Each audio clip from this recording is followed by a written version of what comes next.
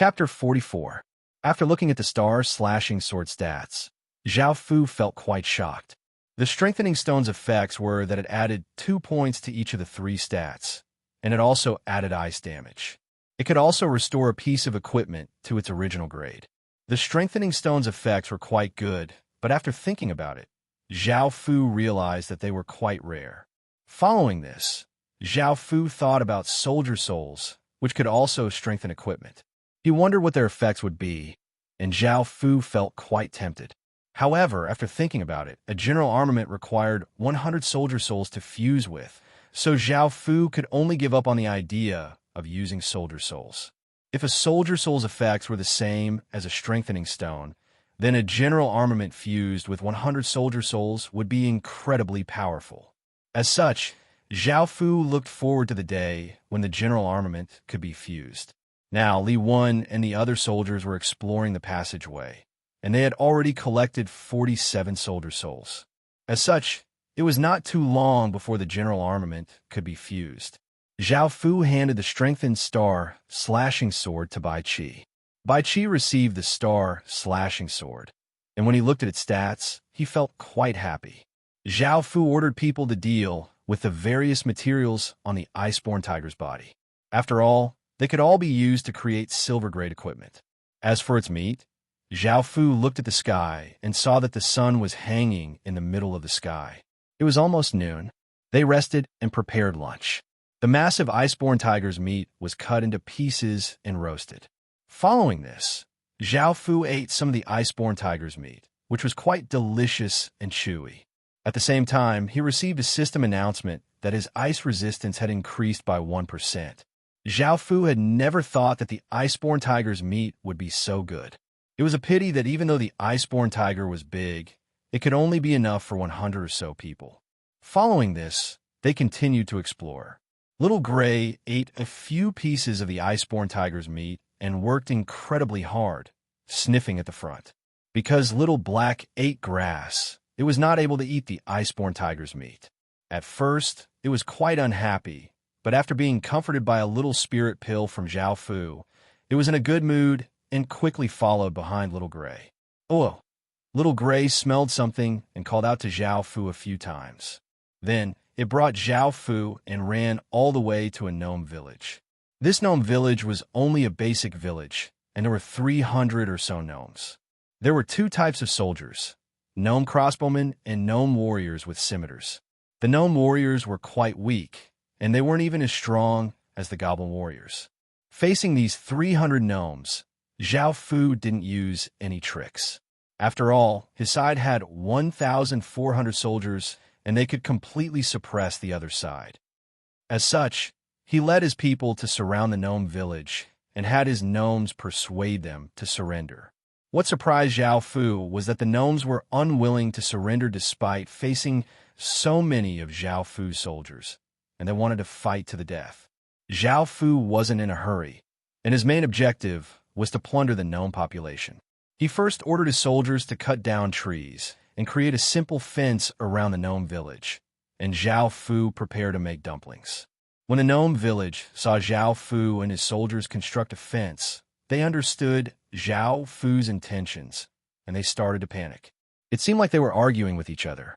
Zhao Fu looked at the gnome village and understood that the gnome village was divided. One side was the side that had chosen to surrender because they knew that the gnome village wouldn't be able to defeat them. Moreover, Zhao Fu's soldiers were gnomes, so they wouldn't be killed if they surrendered. The other side was the side that was stubbornly resisting. They felt that they shouldn't surrender and wanted to live and die with the gnome village. At that moment, Zhao Fu gave another order and had the archers raise fire arrows. Just as they were about to fire, the gnomes were at a critical point. They understood that if they did not make a stand, they would all be burned alive. A large group of gnomes walked out of the village and knelt on the ground, expressing their willingness to surrender. Zhao Fu nodded and looked at the 50 or so gnomes within the village that were unwilling to surrender. Zhao Fu changed his mind and gave the order to not shoot at the houses, but at the gnomes that were unwilling to surrender. Of course, Zhao Fu wouldn't kill them all, and he just wanted to give them a warning. Zhao Fu didn't believe that these gnomes weren't afraid of death, and were willing to live and die with the gnome village. Fire. As Zhao Fu gave the order, arrows flew out, and the gnomes desperately resisted. Crossbow bolts shot out, but they were all blocked by Zhao Fu's shield bearers. On the other hand, Zhao Fu's arrows contained immense power, and they pierced through 10 or so gnomes. Seeing the gnome that had just been talking die in the blink of an eye, an aura of death spread out. Facing true death, the remaining gnomes were filled with terror. Just as Zhao Fu was about to give the order for the second wave of archers to fire, the remaining gnomes within the village cried out and knelt on the ground, choosing to surrender. Zhao Fu chose to accept all of them. This time, he had subdued 301 gnomes, and Zhao Fu went to the gnome army camp and looked at the gnome warrior profession change stone steel. Gnome warrior, F-grade military, description, warriors of the gnomes, effect, receives skill scimitar control. Zhao Fu glanced at it and lost interest. He went to the village hall and found that it was a normal grade gnome village. He chose to conquer it and then relocate it, obtaining 50 achievement points and 169 EXP. After conquering this gnome village, Zhao Fu wanted to take them back to Qin village and settle them down. However, he had never thought that he would encounter an ordinary bandit village. This bandit village had around 400 bandits, and Zhao Fu took advantage of the fact that the bandit chief had gone out to hunt to take down the village. After receiving a system announcement that the village had been attacked, the bandit chief hurried back, but he was killed by Zhao Fu's people. Zhao Fu had subdued 340 bandits this time, and Zhao Fu directly made 300 of them into soldiers. Zhao Fu had seen a post before. Almost all of the bandit villages spawned men, and they all had decent battle power. They weren't like ordinary villages, where they spawned men, women, old, and children. Some people wanted to rely on this to take down 2 bandit villages. They did not change them into ordinary villages and instead had the villages continue to spawn bandits. However, they did not know how many bandits there were. Once the number of bandits reached half of their forces, they would immediately defect. Even though ordinary villages spawned men, women, old, and children, they would be absolutely loyal to you. As long as you did not oppress them or give them a way out, they would remain loyal to you. However, bandits were different. Bandits were evil, and if you did not strengthen your management and make them have at least 60 loyalty, they might betray you. This was especially so when you did not have as many soldiers as they did, and you would be in danger. Chapter 45. There were still 301 gnomes, and Zhao Fu took out 100 gnome crossbowmen. After returning to Qin village, he rebuilt the gnome village and bandit village. Afterwards, he went to the western side of Qin village and took out a cube that gave off a blue light. He pressed it against the ground, and waves of blue light rippled out. System announcement. Would you like to use the city creation stone? Zhao Fu replied, yes. The image of a few buildings gradually appeared, and a system announcement sounded out. Please name the village. Zhao Fu thought about it, and decided that since the village was to the west of Qin village, he would name it Westwood Village. After naming the village, 4 figures gradually appeared. One was a white-bearded elder. The other 3 were a blacksmith, an alchemist, and a tailor. Apart from the white-bearded elder, who was B grade, the other 3 were C grade. Zhao Fu brought 10 or so people from Qin village to build some basic facilities for Westwood Village. After taking care of these matters, Zhao Fu ordered people to bring the bandit leader to the region of bones. Even though Zhao Fu hadn't developed a skill that could examine corpses, he could tell who had the highest grade. For example, as the leader of the village, his grade was definitely the highest. Zhao Fu placed the bandit leader's corpse on the altar and used the heaven and earth refining formation to obtain an S-grade orb. Now, the energy within the jade slot had been used up by 1%, and it could only be used up after refining 100 more corpses. As for who this S-grade orb should belong to, Zhao Fu already had someone in mind, which was Li Wen. Zhao Fu felt that he owed Li Wen a lot, so he made him stay in this dark passageway every day. Here, Li Wen. Zhao Fu called Li Wen over and personally handed the great orb to him. Li Wen knelt on one knee, looking incredibly excited and moved. He was the first person that Zhao Fu had thought of to help him, and he thanked Zhao Fu before taking the great orb and using it. The great orb gave off a faint blood-red light as it floated above Li Wen's head and gradually became larger, turning into a bubble that covered Li Wen. Within the bubble, Li Wen's eyes were tightly closed, as if something was going on. After a while, the bubble disappeared, and Li Wen's grade rose to S grade. Zhao Fu saw that Li Wen's aptitude had increased and returned to the ground. Right now, Zhao Fu had 11 villages under his command. 6 of them were human villages, 3 were goblin villages, and 2 were gnome villages. In total, he had 1,800 soldiers. Seeing so many soldiers, Zhao Fu thought that he could go and meet the Beastman tribe that was 50 kilometers away. Of course, Zhao Fu wouldn't foolishly reveal information about his village. Instead, he wanted to investigate the Beastman tribe's true strength. Rather than worrying about the Beastman tribe's attack every day, he might as well take the initiative to attack. At the very least, he would have the initiative. At that moment, a gnome mechanic scholar ran over and said something to Zhao Fu. A look of delight appeared on Zhao Fu's face, and he decided not to go out for now. He would stay in Qin village for a few more days, and he handed the 1,800 soldiers over to Bai Qi to train. A few days later, Zhao Fu once again gathered his soldiers, brought some rations, and prepared to set out. Suddenly, Zhao Fu's body froze as a system announcement sounded out his mind. "You have received a divine decree." A strange expression appeared on Zhao Fu's face. He had almost forgotten that he was a demon priest. This divine decree was most likely referring to God Kerr, who had given him the demon priest profession. Zhao Fu looked at the contents of the divine decree and found that it was to greatly increase the number of believers and make sacrifices. After reading through the contents of the divine decree, Zhao Fu frowned. He could make sacrifices, but he wasn't willing to increase the number of believers. Of course, at the same time, Zhao Fu didn't believe in any gods, as he believed that humans could conquer the heavens. Suddenly, Zhao Fu thought of the heaven and earth refining formation, which could refine anything in the heavens and the earth.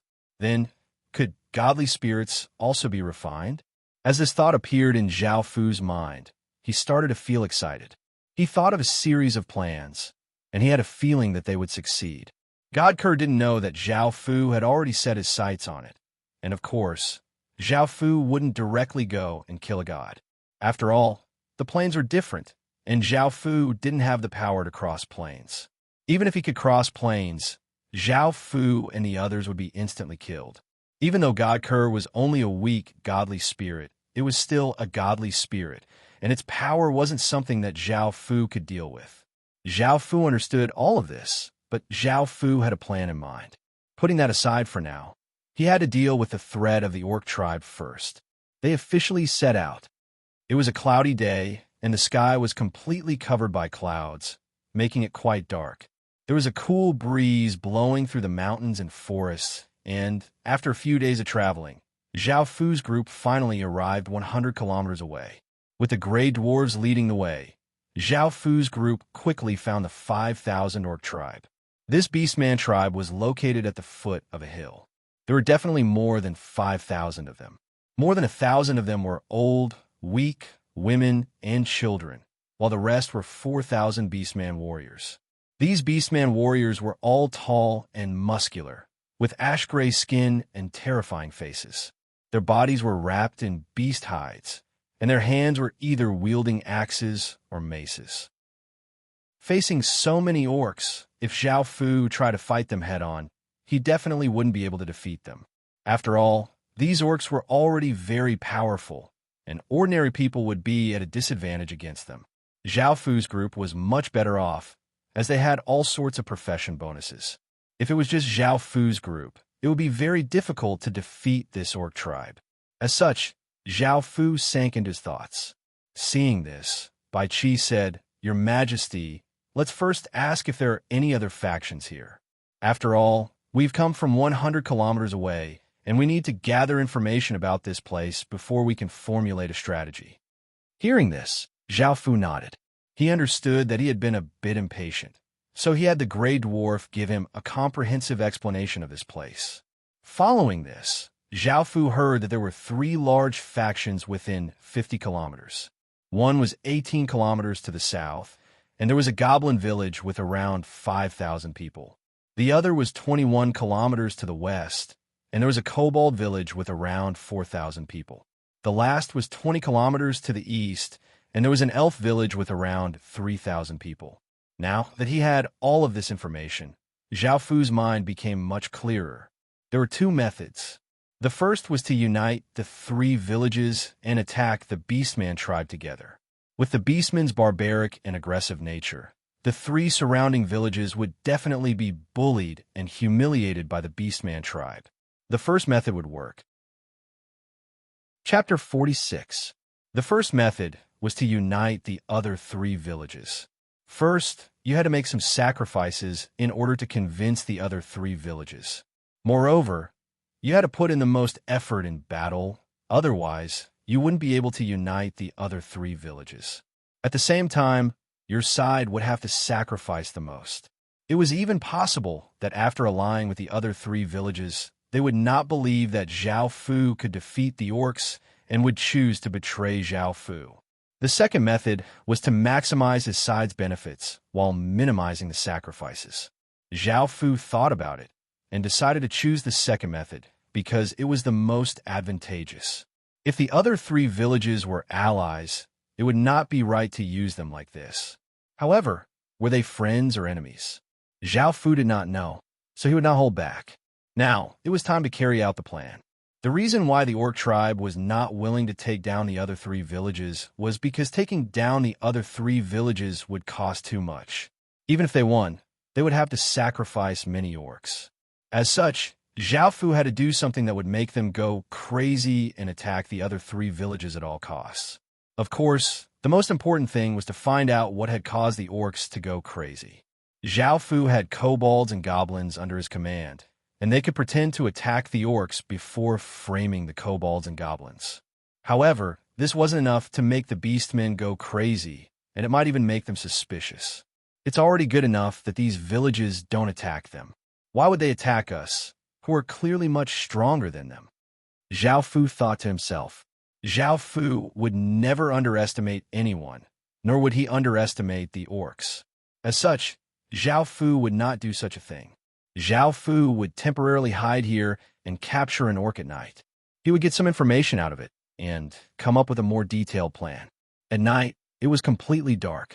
The orc tribe lit torches to light up the village, and it started to drizzle.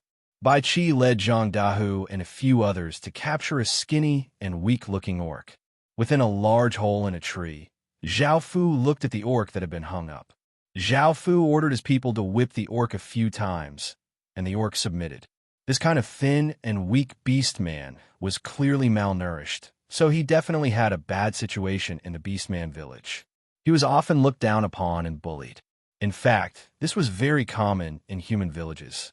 A few strong people, relying on their strength, would often bully people who were weaker than them. In fact, the law of the jungle existed everywhere.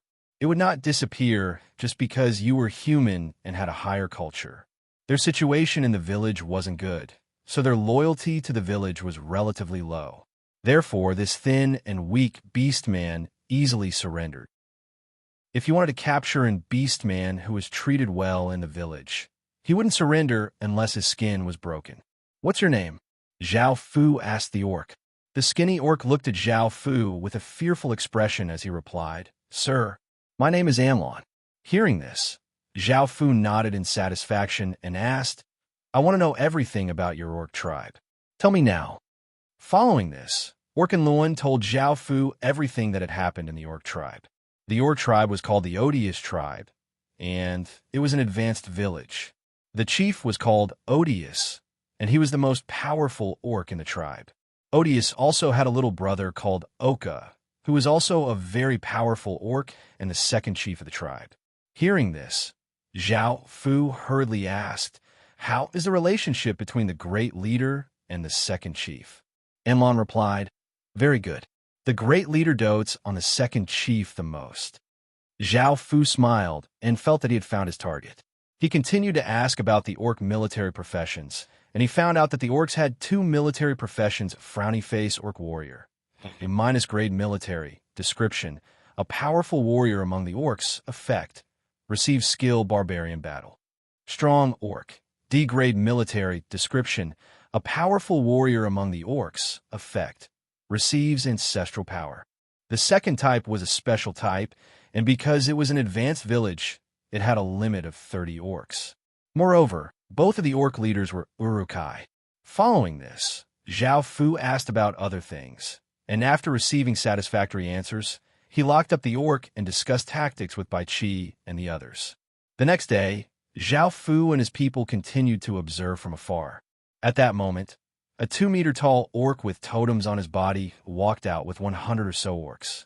After hearing from Amlon, Zhao Fu found out that this orc was the second chief, Oka. Zhao Fu was quite surprised that he had dared to come out with only 100 or so orcs. However, after thinking about it, the orcs were the overlords here, and most people would hide from them. As such, the orcs were used to running amok, and they never expected that Zhao Fu, who was hundreds of kilometers away, would already be right in front of them. Zhao Fu ordered his people to set up an ambush, and the plan began. "Second chief, where are we going to hunt today?" Oka was leading the group forward when a beast man beside him suddenly asked. Oka thought for a moment and was about to say something. Swish, swish, swish. The sound of the air being torn could be heard, and Oka was given a big fright as he yelled, "It's an ambush!" However, it was too late. Zhao Fu had 300 archers, 200 crossbowmen, and 200 kobolds shooting javelins. Oka only had 100 or so people, so how could he dodge? The orcs were either shot to death by the arrows or pierced by the javelins, nailing them to the ground. Blood flew everywhere, and the entire area became a battlefield of carnage. Oka was hit by many arrows, and he slashed apart the javelins with his saber. Looking at the orcs who had all died apart from him, he furiously roared, "Who? Come out!" Hearing this, Zhao Fu and his people slowly walked out and looked at the orc tribe's second chief, Oka. Seeing that it was a human, Oka felt quite confused. When had there been so many humans? However, Oka understood the situation he was in, and he yelled, "I'm the second chief of the Otis tribe. Human, do you know who you're fighting against?" Of course, Zhao Fu did not understand what Oka was saying, and after Amlon translated, he lightly laughed.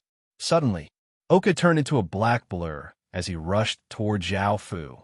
Oka had already been hit by many arrows and was in a heavily injured state, and he understood that if he wanted to survive, he had to capture Zhao Fu. As such, he decided to take advantage of Zhao Fu being unprepared and rush over. However, he had underestimated Zhao Fu.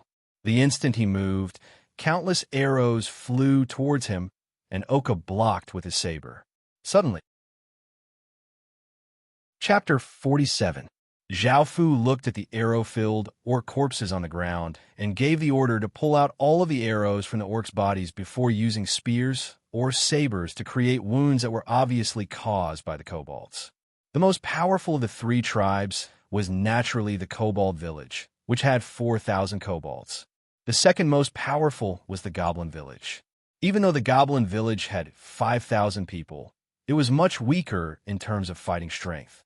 The weakest was most likely the elf village, which had around 3,000 people.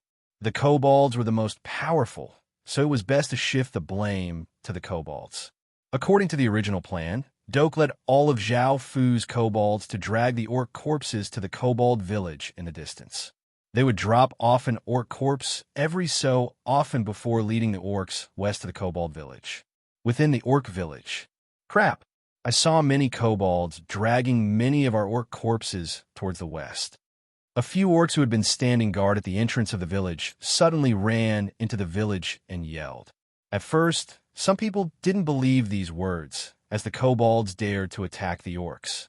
However, when the orcs brought back the injured orc corpses, all of the orcs were infuriated. Seeing the wounds on the orcs' bodies, They could tell how much pain they had suffered before dying.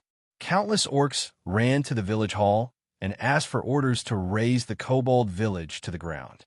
Within the village hall, an orc who was around 2 meters tall and had a totem on his chest also looked furious. He was the chief of the orc village, Odious. Odious had a bad feeling because these corpses belonged to the orcs that his little brother Oka had brought out. Worried that something had happened to Oka, Odious gathered all of the orc warriors and only left a few guards within the village as they headed west. Looking at the orc corpses on the way, all of the orcs suppressed their anger and hurried towards the kobold village.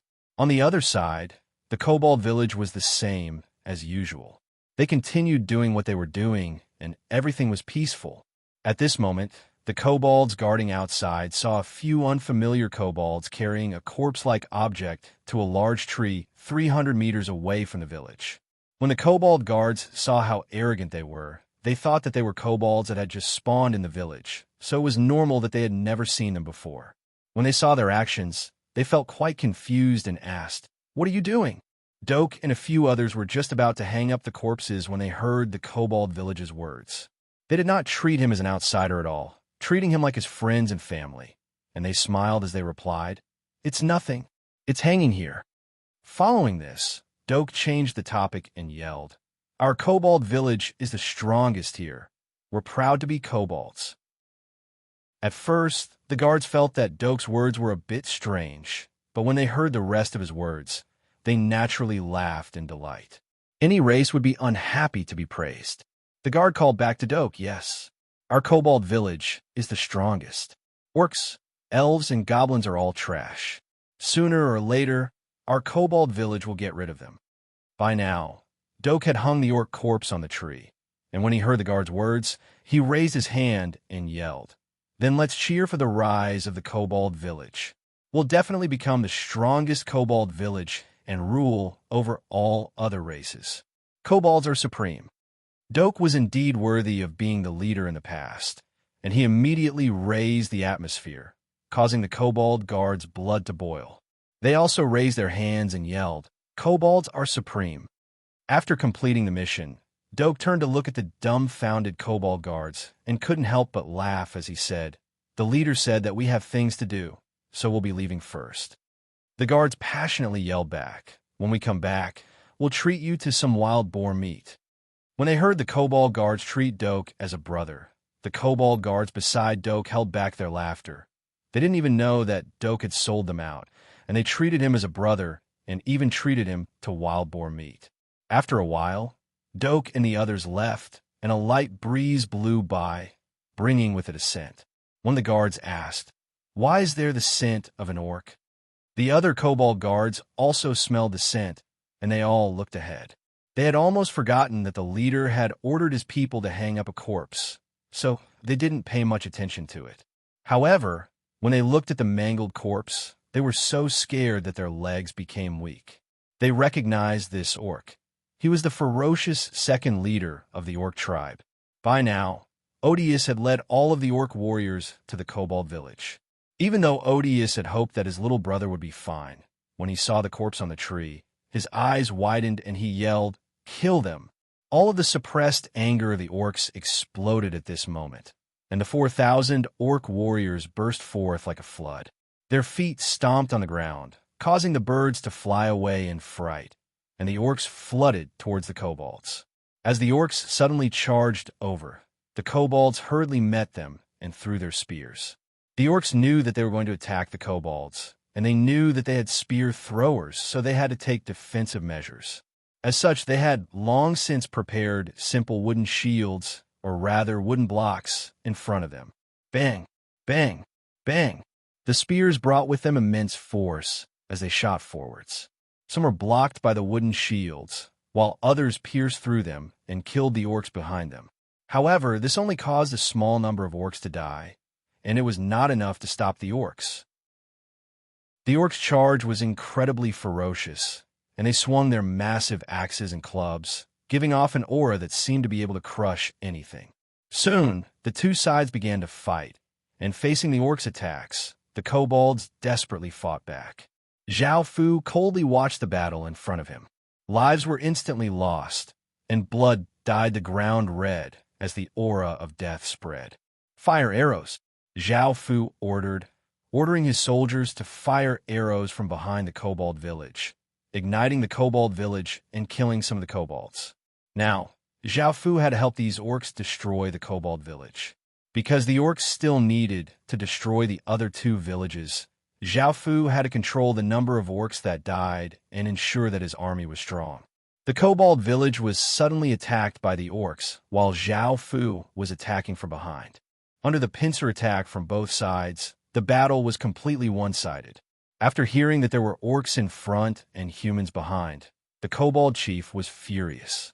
He thought that the orcs were working together with the despicable humans to destroy their kobold village. Chapter 48. Zhao Fu watched as some of the buildings disappeared, and he understood that the outcome had been decided, so he immediately ordered his people to retreat. Zhao Fu's retreat surprised the kobold chief, but he immediately continued to defend against the orcs, buying some time for the remaining kobolds to escape. At that moment, the kobold chief took out his large saber and started an intense battle with the orc chief Otis. "Why are you allying with humans to attack our kobold tribe?" The kobold chief furiously slashed at Otis. "Why did you kill my little brother?" Otis hatefully glared at the kobold chief. It was a pity that Otis spoke in the orc language, while the kobold chief spoke in the kobold language.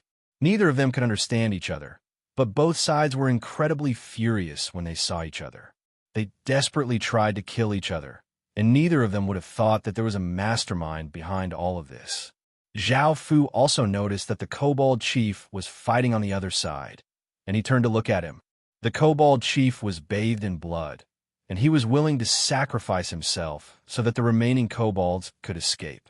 The countless escaping kobolds looked at the kobold chief with hot tears in their eyes.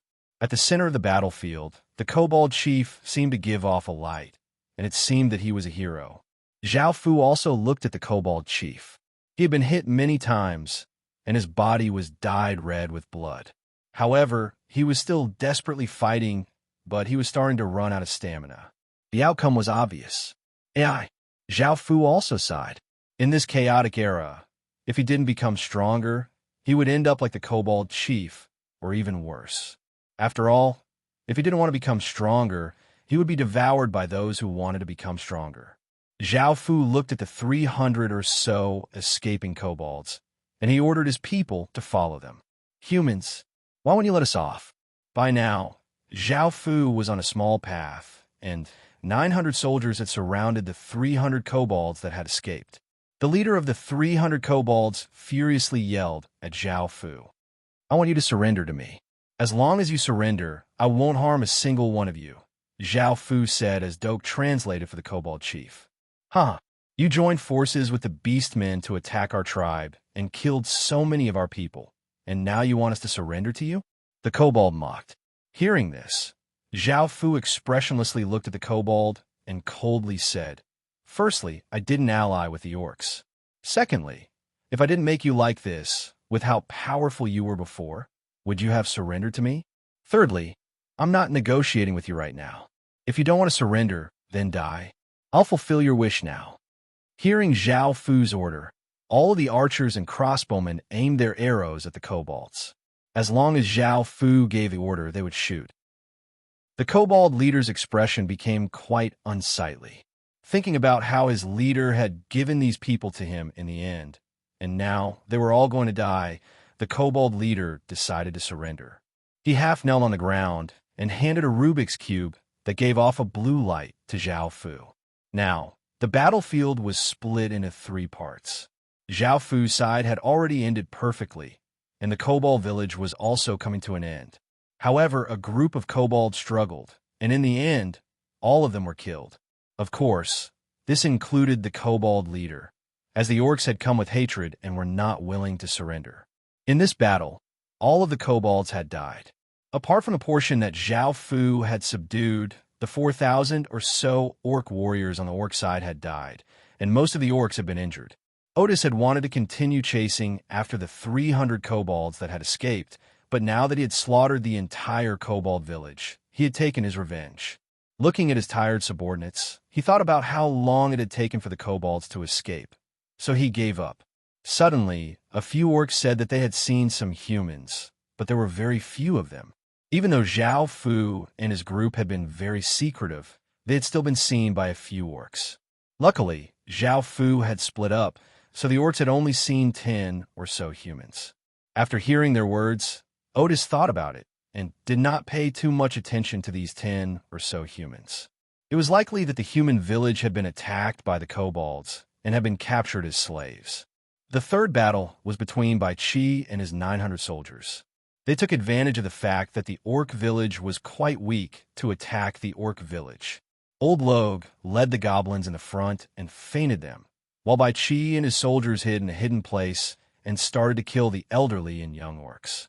Zhao Fu's methods were quite vicious, but if Zhao Fu had to choose between the deaths of his soldiers or the deaths of the elderly and young orcs, he would choose the deaths of these orcs without hesitation.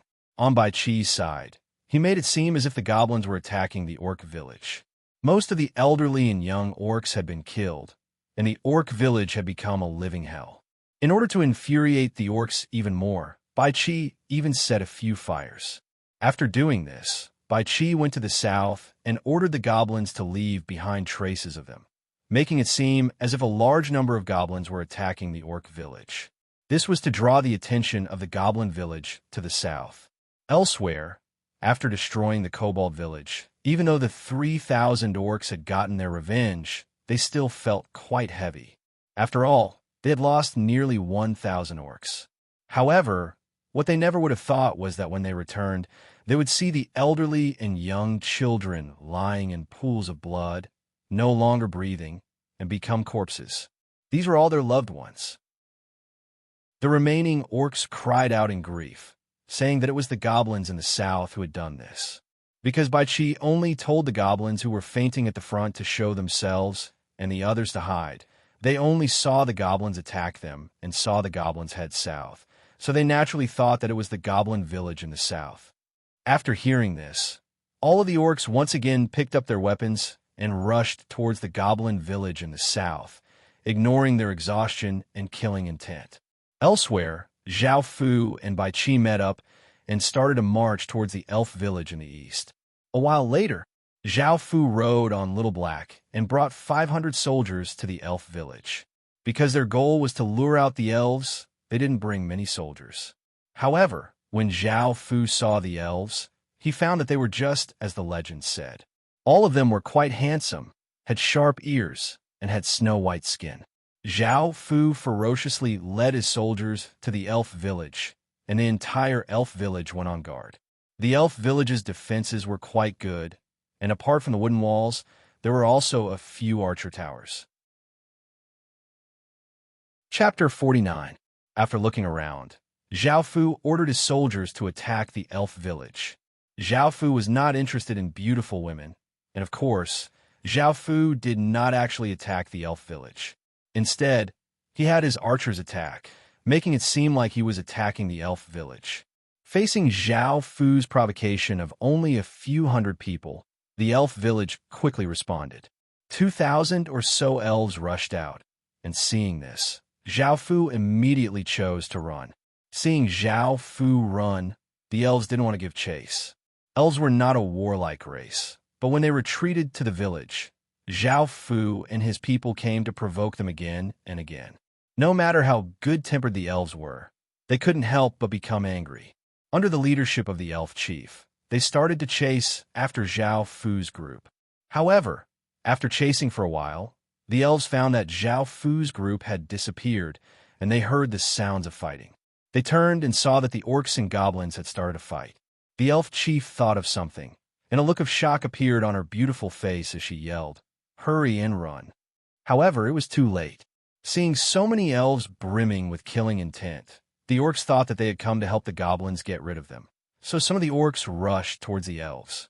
The goblins saw the elves and thought that they were working together with the orcs to destroy the goblin village. So they sent some of the goblins to attack the elves. By now, it was too late for the elves to run. Seeing the orcs and goblins charging at them, they could only retaliate, and the battle between the three sides unfolded. Zhao Fu and his subordinates coldly watched as the orcs and goblins fought, and the fishermen reaped the benefits. They died one by one, and their blood dyed the ground red. At the end of the chaotic battle, only 300 of the 3,000 or so orcs had survived, 400 of the 2,000 or so elves had survived, and only 700 of the 5,000 or so goblins had survived. Seeing that it was about time, Zhao Fu and his subordinates appeared, forming a massive encirclement around the three sides. Now, Zhao Fu was not afraid at all. First of all, there were only 1,400 of them in total, and every one of them was injured. They had also gone through a long and chaotic battle and were exhausted. Of course, the orcs were the most tired. They had already gone through 2 big battles. There were goblins, gnomes, hound-head men, and humans. The elves, orcs, and goblins, who were surrounded, started to panic. They all stopped and looked at the enemies surrounding them in terror. Out of the 3 sides, the ones who knew the most were the elves. They knew that it was Zhao Fu and the others who had led them into this chaotic battle, resulting in the current situation. The elf leader furiously looked at Zhao Fu and yelled, "Despicable humans!" The goblin village was the most confused about the situation. Why did the orcs suddenly attack them, and then the elves attack them? Finally, they were inexplicably surrounded by the humans. The orcs were the most furious. Seeing Zhao Fu appear, they suddenly understood why the kobolds had dared to kill their second chief, and why the goblins had dared to attack their village. The mastermind behind all of this was the human in front of them. All of the orcs furiously roared and madly charged at Zhao Fu. Zhao Fu calmly looked at the orcs and turned to Bai Qi. Bai Qi loudly yelled, and 20 ballistae giving off terrifying auras appeared. When they had set out, the gnome mechanic scholar had reported that the ballistae had been successfully researched. It could be said that Zhao Fu had ordered people to research ballistae from the very beginning, and they had finally succeeded. As such, Zhao Fu had the soldiers rest for a few days before creating 20 ballistae. However, these ballistae were quite difficult to create, and even though Zhao Fu had mobilized everyone, they had only been able to create 20 ballistae in a few days. Now, it was time to test out the ballistae's might. Each ballista could fire 3 bolts at once, and each bolt was 1 finger thick and 1 for meters long.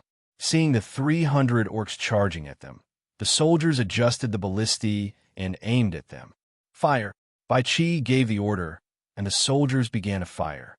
Swish, swish, swish. The sound of the air being torn could be heard as the ballistae bolts shot out incredibly quickly. They were like rays of black light that disappeared in an instant. Chi, chi, chi. The ballistae bolts pierced through the orcs, who were already exhausted and had only used their last bit of strength to charge forward. The ballistae bolts were so powerful that they even pierced through one orc's chest and sent his body flying, piercing through the chest of a second orc. It was as if they had been skewered and blood splattered across the battlefield. In an instant, around 70 or so orcs died, their lives vanishing just like that. The ballistae's terrifying might caused the furious charging orcs to stop in their tracks. Otis, the leader of the orcs, was also pierced through the abdomen by a ballista bolt, and the immense force of the bolt had caused almost all of his internal organs to be destroyed. Otis half knelt on the ground and spat out a mouthful of blood as he glared hatefully at Zhao Fu. Zhao Fu calmly picked up a bow and slowly drew it, aiming it at Orc Otis' chest. Zhao Fu did not want to do such a thing, and if it was possible, he wanted to live in a peaceful era where he did not have to fight and scheme against each other, doing things that he did not want to do. However, this was a chaotic world, and if he did not become stronger, he would end up like Otis.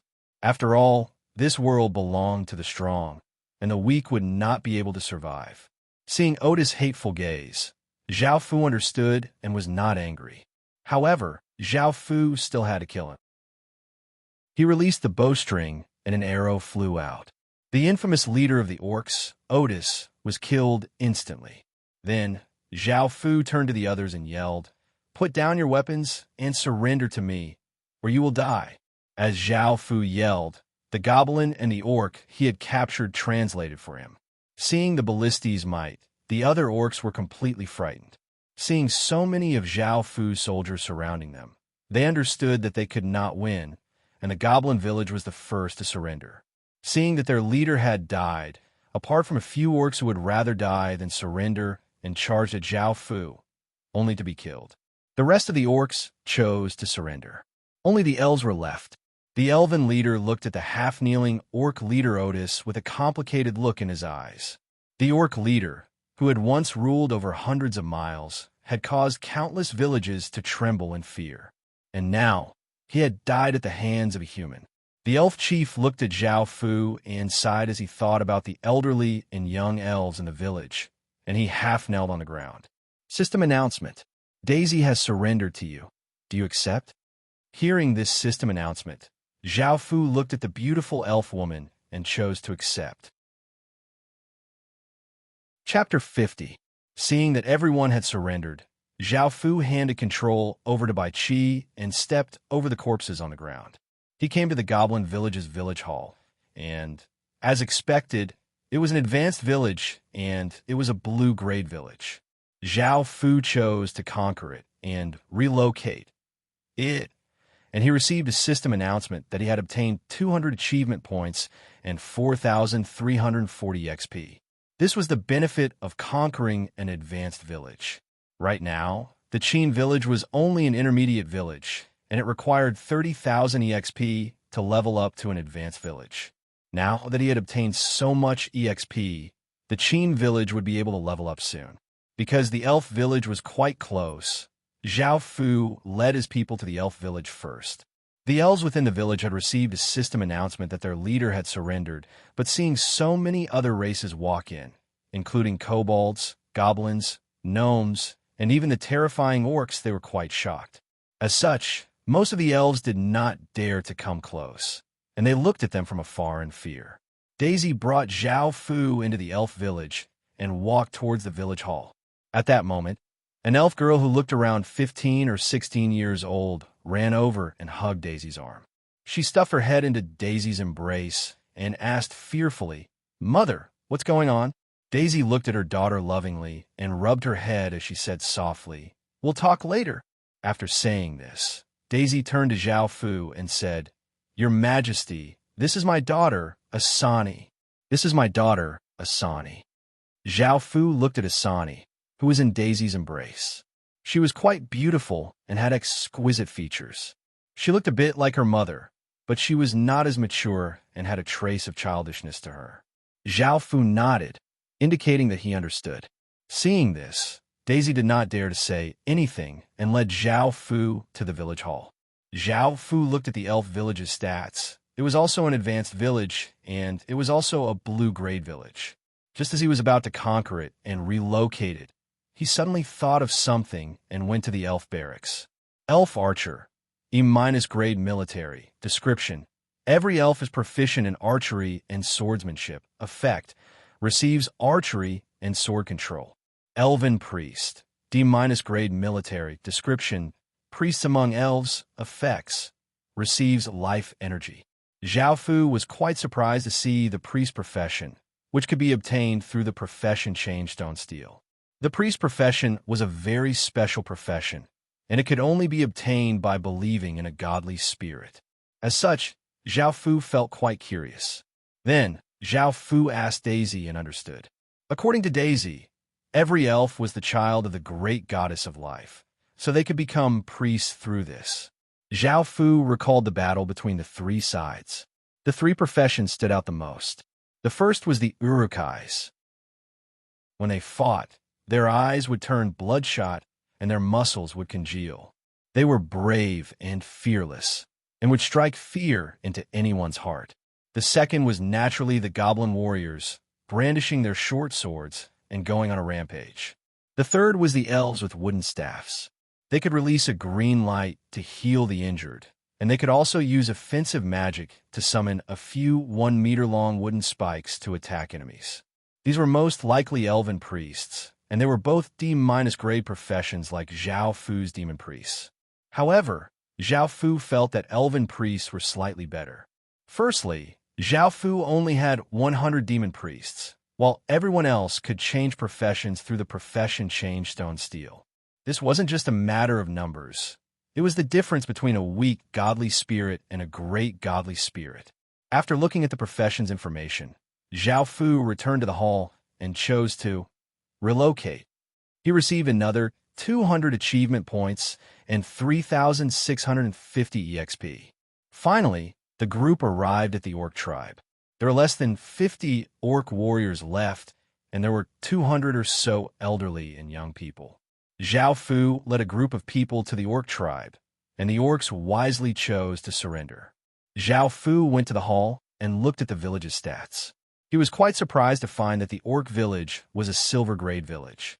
Zhao Fu once again chose to conquer and relocate, receiving another 200 achievement points and 7,000 EXP. After conquering and relocating these 3 advanced villages, Zhao Fu now had 800 achievement points, and Qin's village had 26,000 EXP. It could be said that Zhao Fu's identity and Qin's village were about to level up. Zhao Fu's biggest gain this time was the population. There were 300 or so kobolds, 700 or so goblins, 400 or so orcs, and the most elves. Because they weren't that strong, Zhao Fu had left them at the end, so they had around 1,400 people. After taking care of everything, the 100-kilometer expedition had come to a perfect conclusion. Not only had they gotten rid of the orcs, but they had also obtained a total of 2,800 people. At the same time, they had obtained a silver city heart and 3 blue city hearts. After a few days, Zhao Fu returned to Qin's village and settled down all of the people he had brought back. He then brought 3 smelly corpses to the altar in the region of bones. One of the corpses belonged to the kobold chief, and the other 2 belonged to the orc brothers. Zhao Fu chose to refine all of them and obtained 3 grade orbs. One of them was an SS grade orb, which should have belonged to Otis, and the other 2 were S grade orbs. When he saw that Otis had obtained an SS grade orb, Zhao Fu felt quite happy. In actuality, Zhao Fu had seen a quest to kill Otis in the Holy Light Field, which gave many achievement points and a piece of silver grade equipment. However, the requirement for completing the quest was to hand over either Otis' corpse or Otis' head. An SS grade orb was much more valuable than the achievement points and equipment. Zhao Fu wasn't greedy, so he chopped off Otis' head and handed it over. He was afraid that he wouldn't be able to refine a grade orb with an incomplete corpse, which would be a great loss for Zhao Fu. As for the 3 grade orbs, Zhao Fu already knew who they would belong to.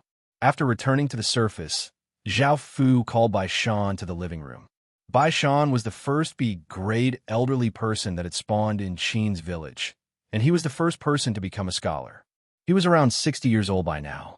At the same time, he was also the leader of the research team. Now that Qin's village had become an intermediate village, the maximum number of scholars was 20. When Bai Shan was called over by Zhao Fu, he thought that he would be scolded for not being able to discover a skill that could examine a corpse's grade.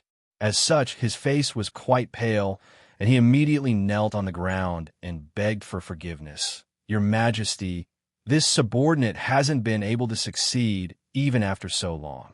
This subordinate has not succeeded in his research after so long. Please punish me. Zhao Fu sat on a chair and was about to pick up a teacup. When he heard Bai Shan's words, he felt quite surprised. He felt that it had been a long time since he had obtained the heaven and earth refining formation. However, this matter couldn't be rushed, so Zhao Fu didn't blame him. Rise, Elder Bai, Zhao Fu said to Bai Shan after taking a sip of tea. Chapter 51. Bai Shan felt quite strange as he received the blood-red orb of light. At first, he didn't know what it was because the grade orb was the most important secret of the Qin village, and Zhao Fu had ordered that no one was to leak it. As such, many people didn't know about it. At that moment, Zhao Fu told him about the grade orb. Bai Shan looked quite confused, and he came back to his senses. Tears flowed out his eyes as he hugged Zhao Fu's leg and said emotionally, Your Majesty, you've really given me a new life. This was because Zhao Fu had given him an SS grade orb. In the entire Qin village, there were only two SS-grade orbs, Li Si and Zhang Dahe. Both of them were important ministers under Zhao Fu, and this was especially so for Li Si, who was in charge of everything in the village. It could be said that he was above one person and below tens of thousands of people. Now that Zhao Fu had given him an SS-grade orb, he had risen to the same level as them. He had suddenly gone from a commoner to an important minister, so how could he not be shocked and excited? Zhao Fu felt quite speechless as he looked down at the old man, who was crying and hugging his leg. He couldn't help but say, "All right, you can get up." Zhao Fu had given Baishan the SS-grade orb after thinking about it. Everyone needed an SS-grade orb, such as Lu Mei, Old Log, and Doke, who all had S-grade orbs. However, Zhao Fu thought that if he obtained an SSS-grade orb in the future, it would be a bit of a waste to give an SS-grade orb to them. Moreover, an S-grade orb was quite good, so Zhao Fu didn't give it to them for now. Of course, Zhao Fu could give it to anyone and nurture them into a general. However, Zhao Fu didn't lack subordinates, and he had two S-grade orbs, so he gave up on this idea. Finally, Zhao Fu thought about research. No matter if it was tamers, teleportation channels, or skills, research was incredibly important. After all, technology was the highest productivity. The military had to be developed, and cities had to be developed as well. Just developing the military would only make them look powerful, but that would only last for a while. In the end, they would perish because they didn't have enough resources. If they only developed cities, and if their military wasn't strong enough, they would just be meat in the eyes of others. Zhao Fu also wanted to give a gnome mechanics scholar's grade orbs in the future. The gnome mechanics grade orbs that they had developed were Qin Village's greatest weapon. However, this was only an ordinary ballista, and it was quite powerful against people below Stage 1. Against people above Stage 1, it was quite weak. As such, Zhao Fu ordered the gnomes to continue researching Stage 1 ballistas that could threaten Stage 1 soldiers' lives. Raising one's grade did not only increase one's grade, but it would also increase one's comprehension and improve one's abilities. This was the heaven and earth refining formation's ability to steal other people's fortunes. However, the normal grade ballistae were enough, so Zhao Fu didn't put the rest of the grade orbs on them for now. Zhao Fu called Baishan over and told him to continue researching the skill that could detect corpses' grade. This was incredibly important to Qin Village. Hearing this, Baishan wiped his tears and snot and promised Zhao Fu that he would succeed as soon as possible. He then skipped away like a little child. On the way, some people asked curiously, "Old Bai, what's making you so happy?" Baishan smiled as he praised Zhao Fu, saying that Zhao Fu was the wisest prince and that he was good at using talents. He said that they were extremely fortunate to have such a prince. Even Wang Ergu, who had always been sucking up to Zhao Fu, felt that he was inferior. He had never seen someone praise someone so shamelessly before. Following this, Zhao Fu conducted the first martial arts competition in Qin Village. Anyone could participate, and only the top 2 would be selected. Once they were selected, they would be given an important position, and everyone else would receive some money as a reward. This competition caused Qin Village to become quite lively. Elves, dwarves, goblins, and other races all joined in, and Zhao Fu achieved his goals. Firstly, he wanted to see if he had missed out on any talents. Secondly, he wanted to use these events to promote the integration of the various races. They were all living beings and had their own emotions, not just a bunch of data. Zhao Fu naturally took their feelings into consideration. As the saying went, water can carry a boat, but it can also capsize it. Their ancestors had worked hard to establish their country, and they all knew this. It was a pity that their descendants only cared about enjoying themselves, which resulted in the replacement of China's dynasties. This martial arts competition lasted for an entire day. In the end, one of the 2 victors was a Urukai called Sar. His strength was truly great, and he fought head-on. His fists met flesh with flesh, and a few goblin warriors were beaten to the ground by him. His sturdy muscles, coupled with his terrifying appearance, caused the other challengers to shrink back. As for the other person, What surprised Zhao Fu and the others was that he was Wang Ergu. With his small body, a goblin warrior should have beaten him half to death, but in the end, Wang Ergu won. This was because he had used all sorts of despicable methods, such as pulling out his crotch and poking his nostrils. Zhao Fu saw Wang Ergu go on stage and provoke his opponent, making him angry. Wang Ergu then turned around and faced his opponent with his butt. Wang Ergu really did fart, causing his opponent to rush over and beat him to death. However, he fell for Wang Ergu's trick and stepped on a banana peel, causing him to fall off the stage and lose the match. Even though Wang Ergu had won the competition, his reputation was incredibly bad. However, many people were envious of him, as he was about to be put in an important position by Zhao Fu. After the martial arts competition ended, Zhao Fu called the two of them to the living room. Zhao Fu was sitting on a chair, while Bai Qi and the others were standing beside him. Wang Ergu and Sar were half kneeling on the ground, waiting for Zhao Fu to speak. Zhao Fu smiled and said, "Both of you surprised me, especially you, Wang Ergu." When Wang Ergu heard Zhao Fu's words, he felt a bit awkward, but he still smiled and said, "It's all thanks to your majesty." Zhao Fu lightly laughed and handed the two S-grade orbs to them. The two of them were quite shocked, but they quickly came back to their senses and kowtowed in thanks. Seeing that everything was over, Zhao Fu returned to the real world. Chapter 52. After returning to the real world, Zhao Fu left his room and decided to go to the restaurant downstairs that was specially prepared for the Ying family's collateral relatives. The so-called collateral relatives refer to people like Zhao Fu, who were one rank lower than the collateral relatives. They only had the Ying family's bloodline. However, even though the collateral relatives' treatment was not as good as the collateral relatives, they were still quite good.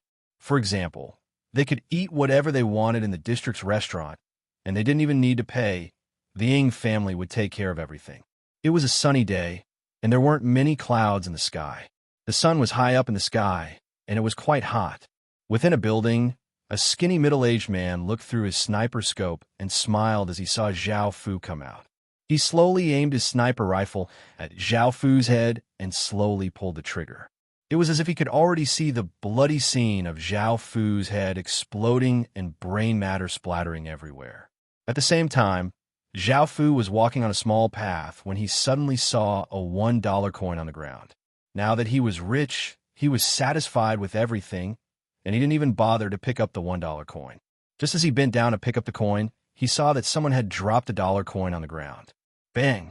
A gunshot suddenly rang out, and in that instant, Zhao Fu's hair stood on end.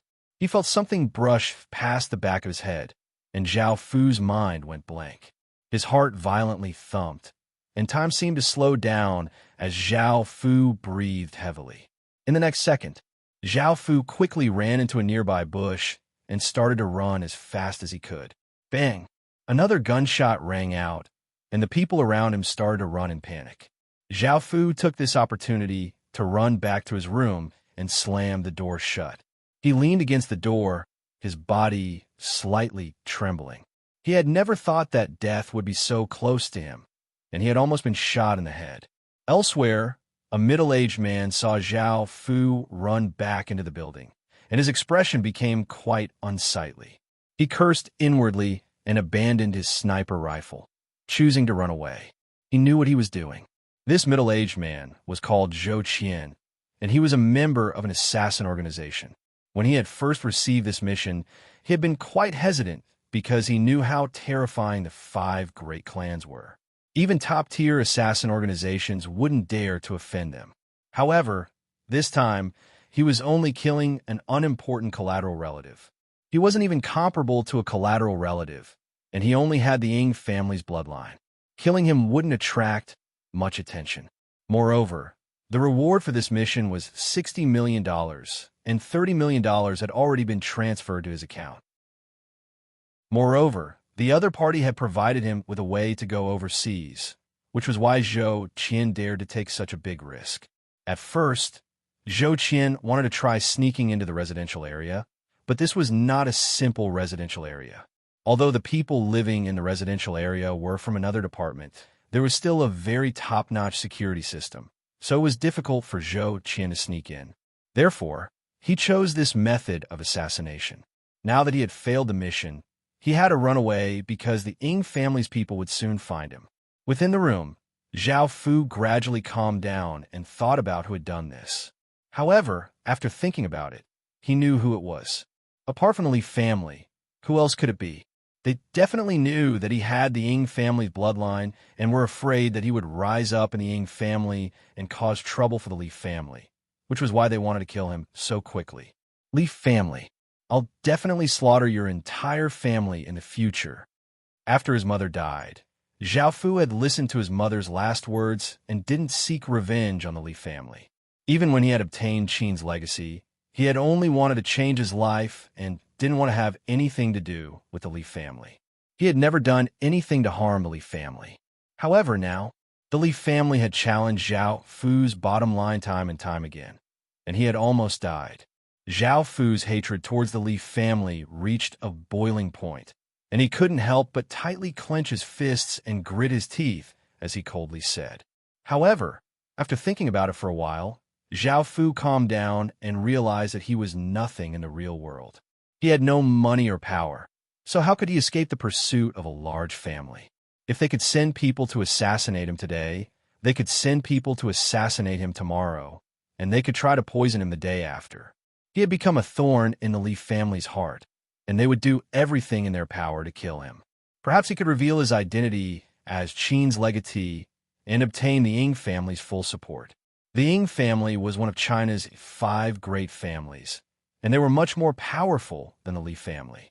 Although the Great Tang was the celestial empire of the past, and it could be said to be a powerful aristocratic family, even more powerful than the Yang clan of the Sui dynasty. However, the Great Tang and the Ying clan of the Qin dynasty were several hundred years apart. Thus, he could use the Ying clan to eliminate the Li clan. He would kill everyone in the Li family and have Li Jin kneel in front of his mother in repentance before ending his life. Suddenly, Zhao Fu started to laugh, mocking himself for being so stupid. Did you think that if you stood out and yelled that you were Qin's legatee, the Ying family would warmly welcome you and recognize you as the master of the Ying family? Was that even possible? He was just an outsider who only had a bit of the Ying family's bloodline. How could they give the entire Ying family to him? Who would be willing to accept such a massive Ying family being taken by an outsider? Zhao Fu could tell from how the main families looked at the collateral families, who were even inferior to the side families, that they were divided into different levels. If the Ying family re-established itself in the heaven-awakened world, the collateral families would be given the lowest positions to solidify the Ying family's rule. That was the value of the collateral families. Once Zhao Fu revealed his identity, the Ying family would recognize him as the master of Qin's legatee, but they would secretly use all sorts of methods to make him a mere figurehead.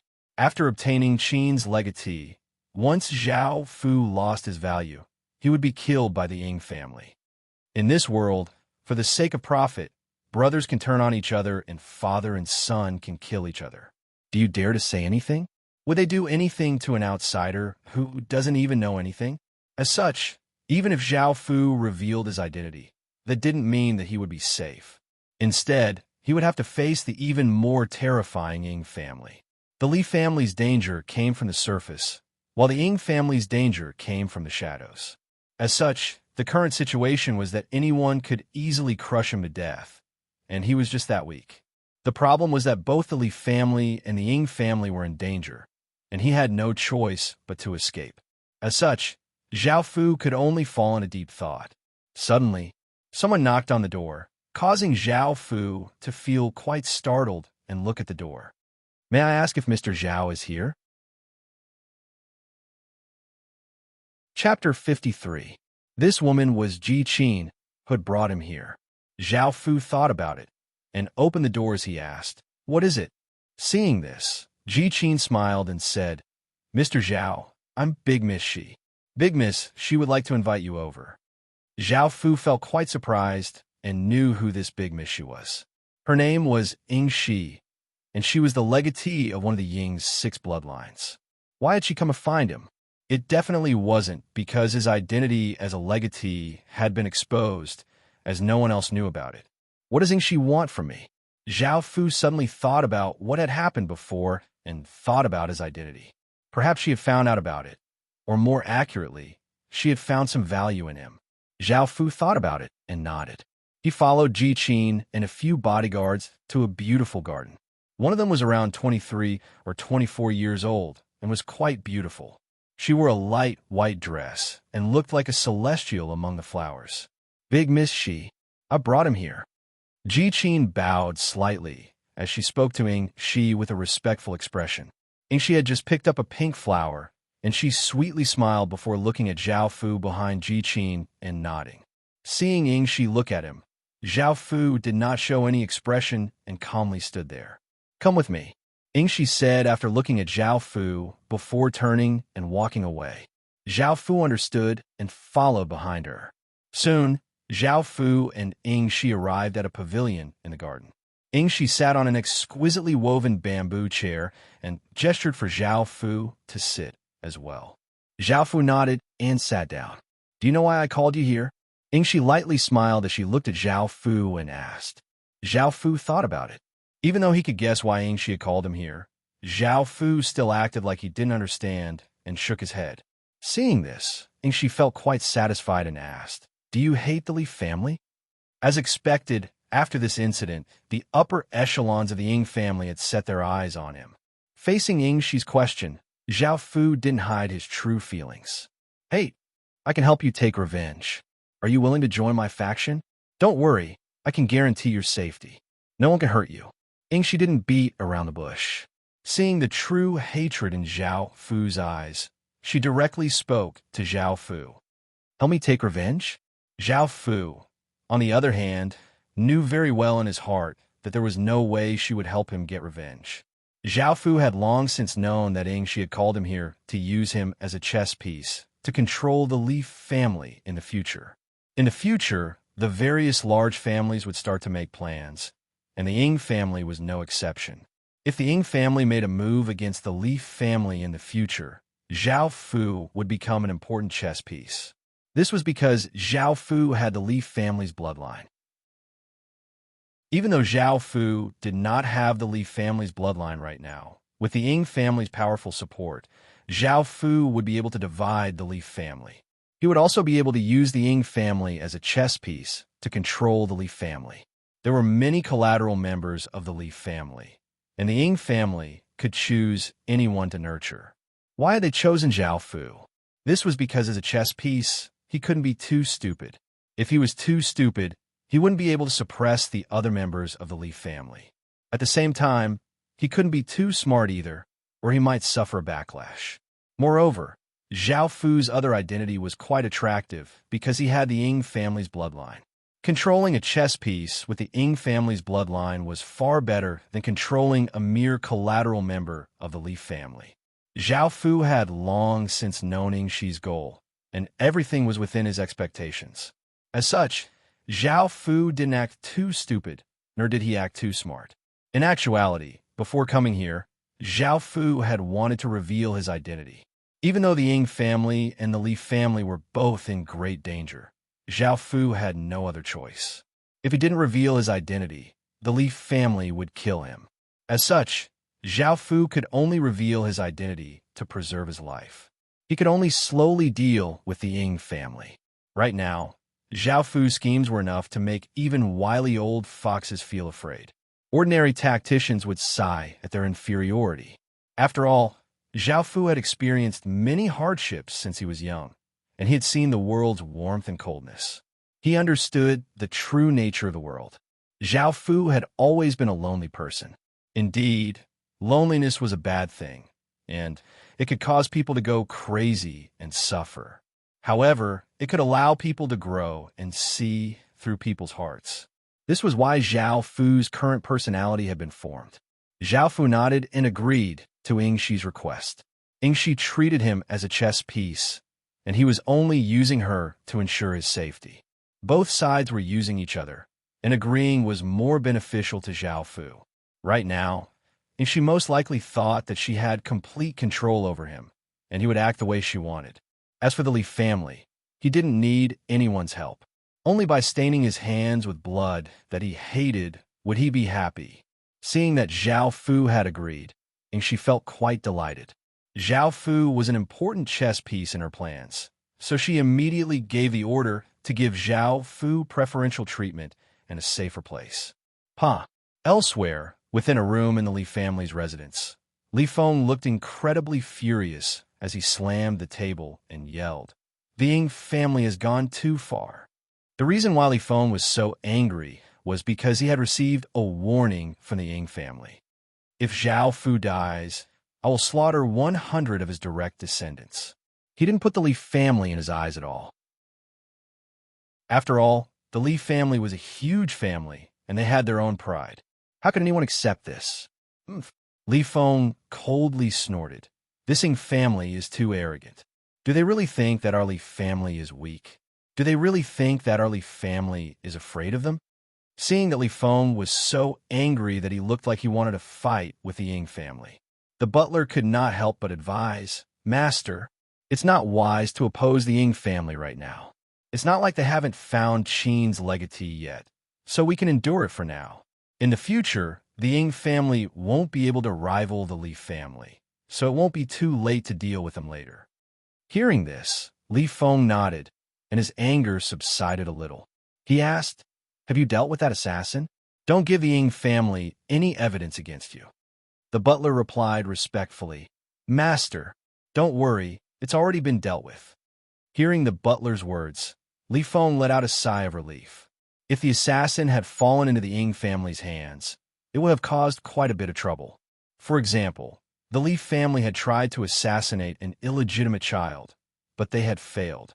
If news of this spread, the Li family's reputation would be tarnished. However, Li Feng felt that he hadn't thought things through. As soon as that illegitimate child joined the Ying family, he sent out an assassin.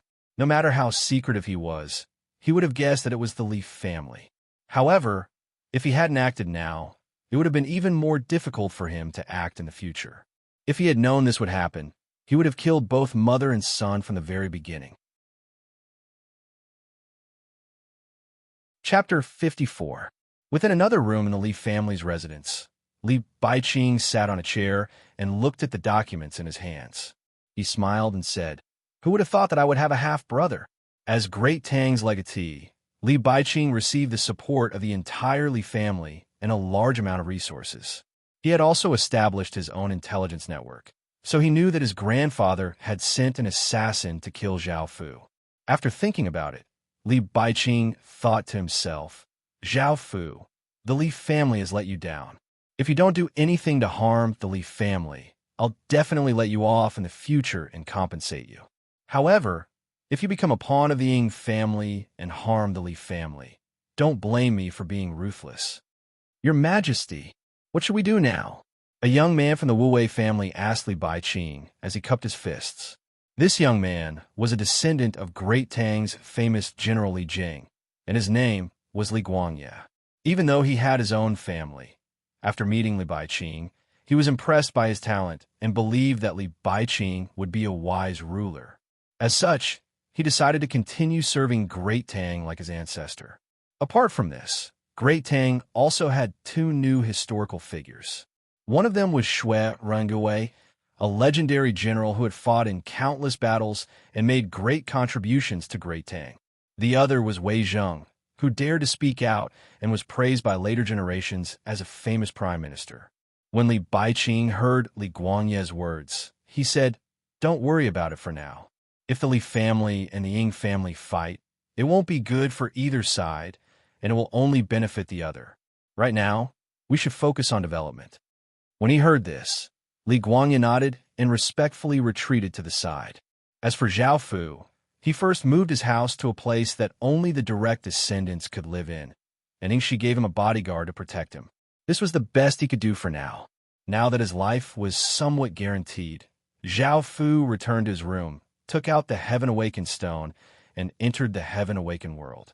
After entering the Heaven Awakened world, Zhao Fu made sure that he did not think about the real world and placed all of his attention on Qin Village. Right now, Qin Village was the only thing Zhao Fu could rely on. Because the threat of the orcs had been resolved, Zhao Fu had thought about the godly spirit. However, the heaven and earth refining formation was not something he could use whenever he wanted. He needed crystal stones, and there were not many crystal stones left in the Jade Trough. How could he refine the godly spirit with that little energy? Whether it was now or in the future, energy stones were definitely the most important resource. Without them, it would be impossible to use the heaven and earth refining formation. However, energy stones were simply too expensive. One could only be bought for 10 gold coins, which was 100,000 copper coins. Zhao Fu didn't have that much money to buy it. He could use the equipment he had obtained from the Space of Bones to trade for it, but Zhao Fu urgently needed it. After subduing the elves and orcs, Zhao Fu took 100 from the 300 kobolds, 300 from the 700 goblin villages, 100 from the 400 orcs, and 600 from the 1,400 elves. Now, Zhao Fu had 2,900 soldiers available for battle, but he only had 1,000 or so blue-grade equipment. He was still lacking, so how could he sell them? As such, energy stones were quite rare. Unless he could find a way to earn a lot of money, he would be able to buy energy stones. Otherwise, it would depend on whether he was lucky enough to find a vein of energy stones in the Forest of Horrors. As such, he could only temporarily stop his god-plotting plan. His next task was to continue exploring the Forest of Horrors. Right now, Zhao Fu had only explored the area within 30 kilometers of Qin Village, and he would now explore the area beyond that area to see what he could find. Now that he had 2,900 soldiers, it was a bit too much to lead so many soldiers. As such, Zhao Fu decided to split into two teams, one led by Bai Qi and the other led by himself, and they would explore in different directions. A few days later, the two teams had explored the area within 50 kilometers of Qin Village, but they hadn't made much. However, they had conquered 4 more basic villages. One was a normal village, one was a bandit village, one was a gnome village, and one was a goblin village. After conquering these 4 villages, Zhao Fu had used population as his main resource, which was why he had kept a lot of people. The 4 villages had provided 1,300 or so people, so Zhao Fu had taken out 500 of them to increase their army to 3,400. It could be said that the Great Qin Village was now the most powerful village in the surrounding 100-kilometer radius region. After conquering the 4 basic villages, Zhao Fu obtained 200 achievement points, causing his status to rise to 3rd-ranked Baron. Even though it was only a 3rd-ranked Baron, it was still a noble title, and he had the power to level up a village into a town. Apart from this, 3rd-ranked Baron also had some special privileges, such as the respect from the soldiers in the system main cities, the 10% discount from shops, and the ability to directly buy houses in the system main cities or become residents of the system main cities without needing achievement points. Zhao Fu wanted to buy houses. In some games and novels, after entering a city, one could buy a large amount of land and sell it. Right now, this was the most profitable thing to do. Right now, the houses in the system main cities could only be rented out, and one had to earn city merit points to become a resident of the system main cities before they could buy land. However, there were restrictions. They could only buy land in the residential district, and they couldn't buy too much. They couldn't buy commercial land or flourishing areas. Zhao Fu knew that after becoming a 3rd-ranked Baron, he would be able to buy houses, but there would be restrictions. However, Zhao Fu still planned to go to the system main cities to have a look. He was currently lacking money, and it would be best to find a way to make a lot of money. After using the teleportation channel, Zhao Fu once again arrived at Holy Light City. There were still many people here, and Zhao Fu directly went to the real estate office. After entering, there were quite a few people here, and Zhao Fu saw a few people he recognized. One was Jiang Ro and a few other members of the Jiang family, while the other was the pompous Zhou family, with a few hooligans who were pestering Jiang Ro. However, Zhao Fu didn't dare to be too presumptuous, as the real estate office was managed by Holy Light City's officials. Perhaps the Zhou family could do as they pleased among the players, but they were nothing in the eyes of the residents. If they dared to offend the officials of a system main city, none of the Zhou family's people would dare to enter Holy Light City in the future. After all, the power of a system main city wasn't something that anyone could contend against. Seeing this, Zhao Fu didn't bother to do anything. This had nothing to do with him, and the Zhou family's pompous Zhou family had dared to pester the Jiang family's people. Chapter 55. Since their families didn't care, why would Zhao Fu be so nosy? As such, Zhao Fu didn't want to care, and he walked into the real estate office to ask about the restrictions and benefits of being a baron. At that moment, Jiang Rou's gaze fell on Zhao Fu and Bai Qi's bodies. Even though Zhao Fu and Bai Qi were both wearing cloaks, Jiang Rou immediately recognized them and asked, "Excuse me, are you Mr. Zhao?" Zhao Fu felt quite surprised and hadn't expected to be recognized, but he nodded to indicate that he was. The pompous man's expression became cold. He could tell that these two people were the ones who had hit him before. When he had heard that Zhao Fu was a legatee, Zhou Jie had thought that he had made a big mistake. However, after going back, he found that a legatee with the surname Zhao was not in the Forest of Horrors, and there were no signs of any large families entering the Forest of Horrors. If the Forest of Horrors had a legatee, the large families would definitely enter the Forest of Horrors to gather resources and help them develop. However, there were no signs of them doing so. Moreover, when he had said that he was a legatee, it had only been based on someone else's voice. There was no evidence to prove that he was a legatee. From Zhou Jie's perspective, Zhao Fu was just a villager. Hearing others call him, "Your Majesty," he acted cool and told his subordinates to call him, "Your Majesty." Damn it, how shameless. Even large families didn't dare to call him that. Zhou Jie coldly laughed.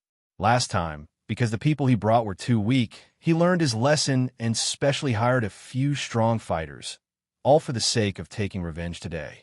"Boy, if you have the guts, come out with your elder." Zhou Jie coldly laughed as he spoke to Zhao Fu.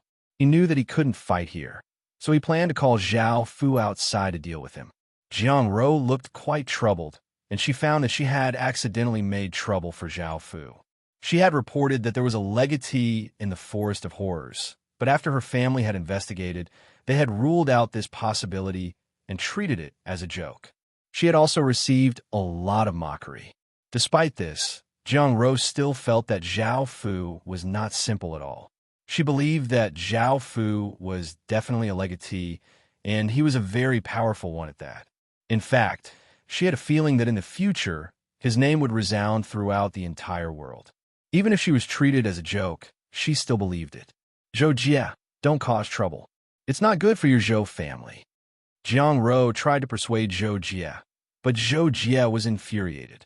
He and Jiang Rou were brought together by their families, and Zhou Jie had long since treated Jiang Rou as his fiancée.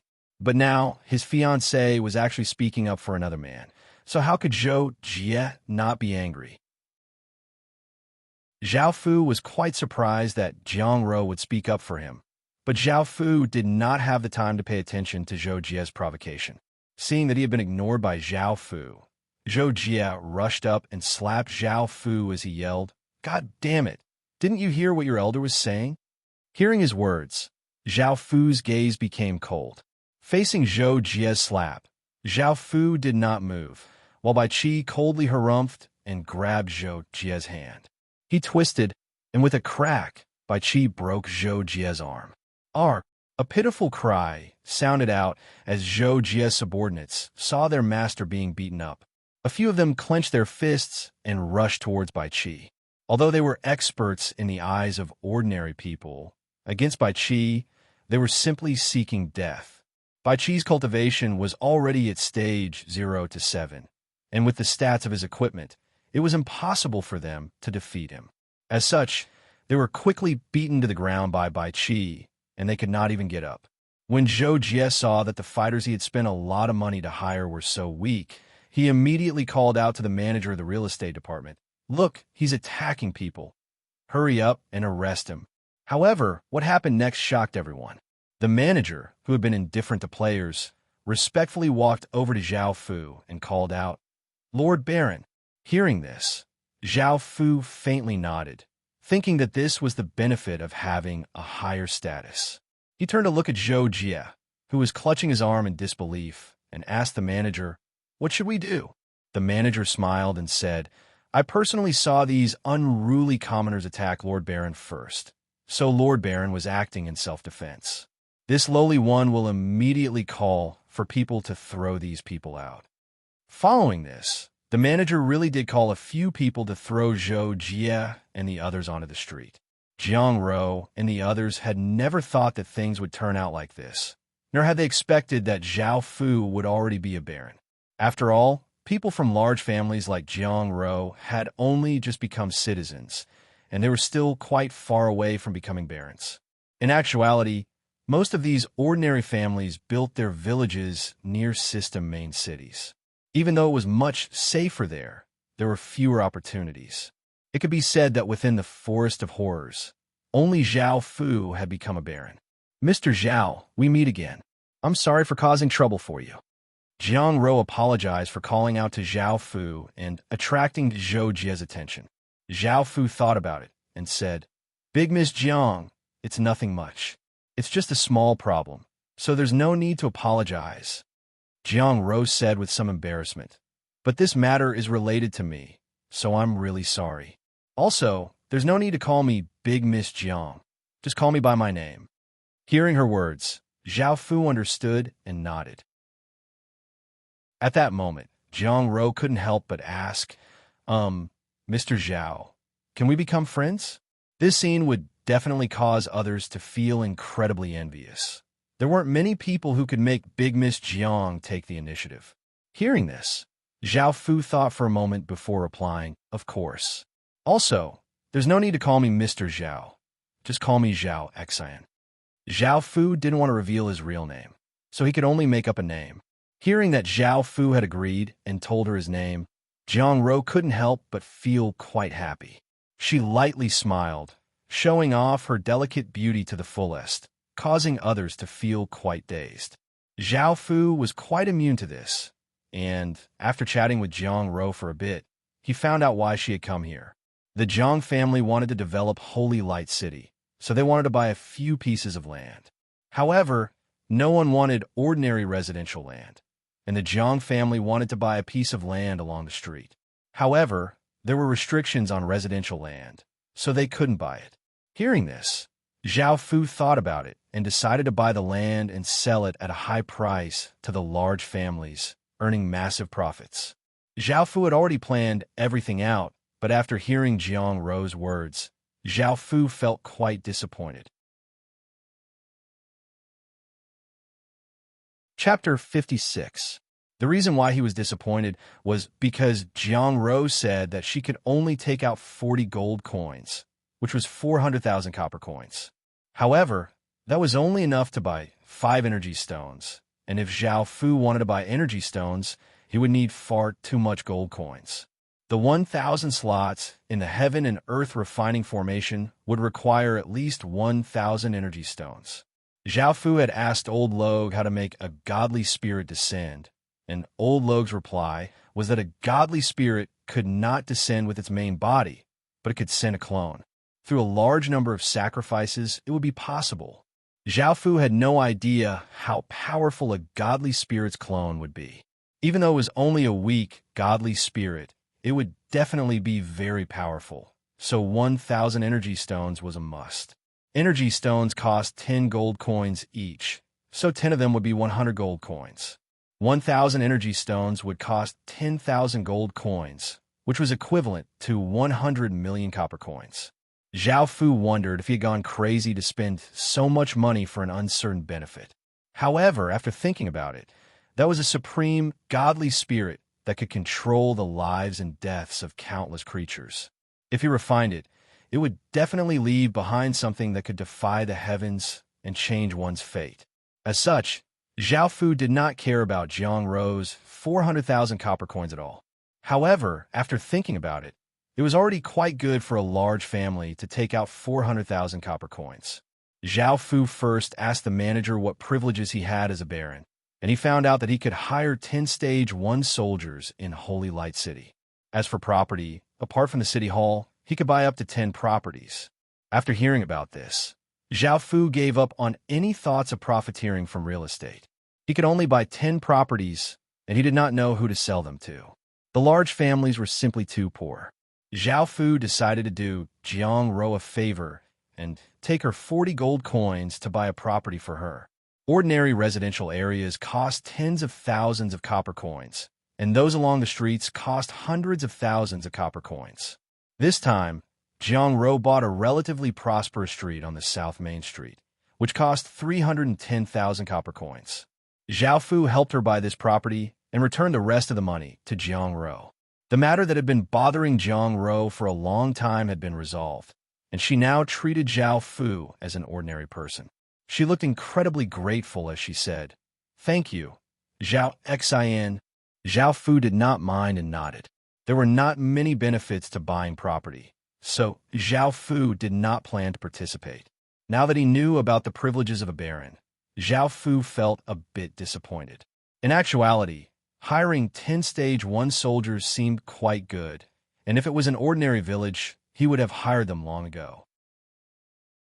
However, he had a legendary grade village with a special legacy, while these system main cities were only gold grade. Zhao Fu's great cheens, great cheens, great cheens, great cheens, great cheens, great cheens, great cheens, great cheens, great cheens, great cheens, great cheens. Zhao Fu could hire those 10 soldiers, but he could not guarantee that they would be completely loyal to him. If news of his legendary grade village was leaked, even the system main cities would not be able to resist. After saying goodbye, Zhao Fu, Li and Zhao Li, Jiang and Ro, Zhao Qin and returned Jiang. Suddenly, someone came to report, "Your Majesty, we've discovered a massive bronze concentrate mine 53 kilometers west of Qin village." Hearing this, Zhao Fu couldn't help but feel delighted. Bronze concentrate was a type of ore that looked like bronze, but it could be used to forge blue-grade equipment. Just how big was it? Zhao Fu called over Sar, who was the leader of the scouting party. After asking about the situation, he found out that the bronze concentrate mine was an open-pit mine that covered 2 kilometers. If so much was exposed, then there would be even more underground. Zhao Fu couldn't help but feel excited.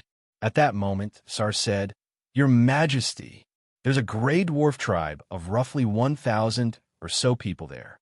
Hearing this, Zhao Fu nodded and gathered all of the soldiers to head to the bronze concentrate mine. After arriving, Zhao Fu looked quite shocked. There was not a single tree in front of him, and he could not see the bottom of the mine. The ground was covered with the faint azure ore. Even though he had heard that the bronze concentrate mine was very big, Zhao Fu hadn't expected it to be so big. By now, the gray dwarves who were mining discovered Zhao Fu's group and immediately dropped their tools in fear.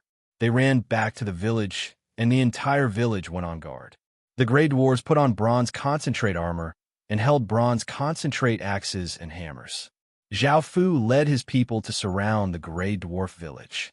Seeing that the 1,000 gray dwarves were all equipped with excellent and brand-new blue-grade equipment, Zhao Fu felt quite envious. Zhao Fu looked at the gray dwarf village and did not plan to directly attack. After all, these were blacksmiths, and after occupying this place, it would be up to them to turn the ore into equipment. Following this, Zhao Fu called a gray dwarf to act as a translator and said loudly, "I don't want to hurt you. You all know how valuable this massive bronze concentrate mine is. Even if it doesn't fall into my hands today, it will fall into someone else's hands. As long as you surrender to me, your lives will not change at all. Moreover, I'll send people to protect you." After yelling these words, Zhao Fu saw that the gray dwarves did not respond, so he gestured to Bai Qi. Bai Qi immediately ordered 60 ballistae to be brought out. They had made many ballistae over the past few days, and they were all aimed at the gray dwarves. "I'll say it again. I don't want to hurt you, but don't force me." Zhao Fu yelled again, and seeing that there was still no response, he ordered the ballistae to be fired. 100 or so ballistae bolts shot out, giving off a shocking aura. Of course, Zhao Fu did not directly shoo at the gray dwarves, and he instead flew over their heads. The ballistic bolt's immense power pierced through their wooden houses. Seeing how powerful the ballistae were, there was finally some movement from the gray dwarf village. A big bearded gray dwarf walked out and yelled, "Sir, will you really keep your promise? As long as we surrender to you, will you really not change our lives, and will you send people to protect us?" Zhao Fu knew that he was not sending these gray dwarfs to fight. Their value lay in their forging. Moreover, with so much bronze concentrate mine, these 1,000 gray dwarves would not be able to use it all in 10 or so years. As such, he nodded and said, "As Qin Qin's legatee, I promise you." Following this, the big-bearded gray dwarf and the other gray dwarves knelt down and expressed their willingness to surrender. Even though the gray dwarves had bad tempers at times, most of them were quite honest, loyal, and straightforward. As such, seeing that they were no match for Zhao Fu, they immediately chose to surrender. Seeing that they had surrendered, Zhao Fu felt quite happy, and he led his people in to take over the gray dwarf village. Zhao Fu was only going to conquer it and did not plan to relocate it. This gray dwarf village's grade was only normal grade, and it was called Road Village. The leader from before was Chief Road. Chapter 57. The surprise that Road had given to Zhao Fu was that apart from the armor and weapons that they were wearing, they had also forged 4,000 pieces of armor and weapons. Hearing this, Zhao Fu was delighted and hurriedly asked Road to take him to have a look. A while later, Road brought Zhao Fu to a large warehouse, which was filled with bronze armor and weapons. They gave off a metallic light, and Zhao Fu felt as if he had entered a treasure trove. Zhao Fu couldn't help but go up and have a look. Bronze fine armor, grade, blue stats, strength +1, constitution +1, description, high-grade armor forged from bronze fine sword, grade, blue stats, strength +1, agility +1, description, high-grade sword forged from bronze fine. All of them were high-quality items, and they all gave 2 stats, so they could be sold for 600 or so silver coins. At the same time, with these pieces of equipment, the Qin village would be able to upgrade their equipment, and their strength would greatly increase. Moreover, with this massive bronze fine, they wouldn't need the corroded equipment from the region of bones anymore. Suddenly, Zhao Fu thought of a good way to earn money. Since he didn't need the equipment from the region of bones, he didn't need the blue-grade weapons. If he wanted a large number of them, he could sell them. Right now, Lewin could bring out 100 or so pieces of equipment every day, but he didn't have enough people. He still had to forge other equipment, so repairing them would take a long time. Now that he had 1,000 gray dwarves, he could quickly repair them. Moreover, he could sell all of the 1,000 or so pieces of equipment that the soldiers were wearing. Of course, Zhao Fu wasn't going to sell these pieces of equipment to a shop. Instead, he planned to open a shop. If he sold these pieces of equipment to a shop, he would only be able to earn 300 silver coins each, but if he sold them himself, he would be able to sell them for 400 silver coins each. Suddenly, after thinking of this method of earning money, Zhao Fu felt quite happy. He was one step closer to the god-refining plan, and he went to the gray dwarf barracks to have a look. Dwarf warrior, F+ grade military, description, a powerful warrior among the dwarves, effect, receives skill swing after changing professions. Dwarf blacksmith, D- grade military, description, a dwarf who has maximized the dwarf's talent, effect, receives skill, enhanced blacksmith. The dwarf blacksmith was a special type of soldier. It was also a D- grade soldier, which could be said to be very powerful. Zhao Fu's demon priest was also D- grade, but Zhao Fu's demon priest was a combat profession, while the dwarf's demon priest was a support profession. Moreover, with the dwarf's innate forging talent, this profession was definitely very powerful. Right now, Road Village was an intermediate village, so the upper limit of dwarven blacksmiths was 10. After looking at Road Village, Zhao Fu started to make arrangements. The value of this massive bronze concentrate mine was immeasurable, and it would definitely be enough to make anyone go crazy. Even system main cities would want to steal it. Therefore, Zhao Fu had to leave 2,000 soldiers here and forbid any creatures within a 10-mile radius from entering this place. It could be said that this place would be an important lifeline for Qin in the future. Following this, Zhao Fu constructed a teleportation channel here to make it easier to travel to and from Qin village in the future. As for the remaining 1,400 soldiers, Zhao Fu split them into 2 teams and gave them to Zhang Dehu, Sardok, and a few other generals to explore the Forest of Horrors and attack some basic villages. Now, these basic villages had become pieces of meat in Zhao Fu's mouth, waiting to be eaten. If they found an intermediate village, they would gather together to attack, and if they found an advanced village, Zhao Fu would personally attack. As such, Zhao Fu didn't personally lead the attack on basic and intermediate villages, and he left it to his subordinates. Now, Zhao Fu had 20 villages under his control. 8 were human villages, 4 goblin villages, 3 were gnome villages, 2 were kobold villages, 1 was orc village, 1 was elf village, and 1 was gray dwarf village. Adding on Qin village's population, Zhao Fu would be able to gain at least 130 people per day. In just 3 days, he would be able to gain as much population as a basic village. So Zhao Fu decided to slow down on his population growth. After returning to Qin village, Zhao Fu first went to Holy Light City and bought a spatial ring. Zhao Fu had wanted to buy one for a long time, but he had forgotten about it many times. However, spatial rings were quite expensive. A 10 square meter spatial ring cost 10 gold coins. After buying one, Zhao Fu returned to the Great Qin village and took with him the large amount of money and equipment that the Great Qin village had obtained over the past few days to open a shop in Holy Light City. Just as Zhao Fu was about to leave, Lu Mei suddenly rushed out and blocked in front of Zhao Fu. Behind her was the 15-year-old elf, Asani. Zhao Fu had no idea how the two of them had gotten together.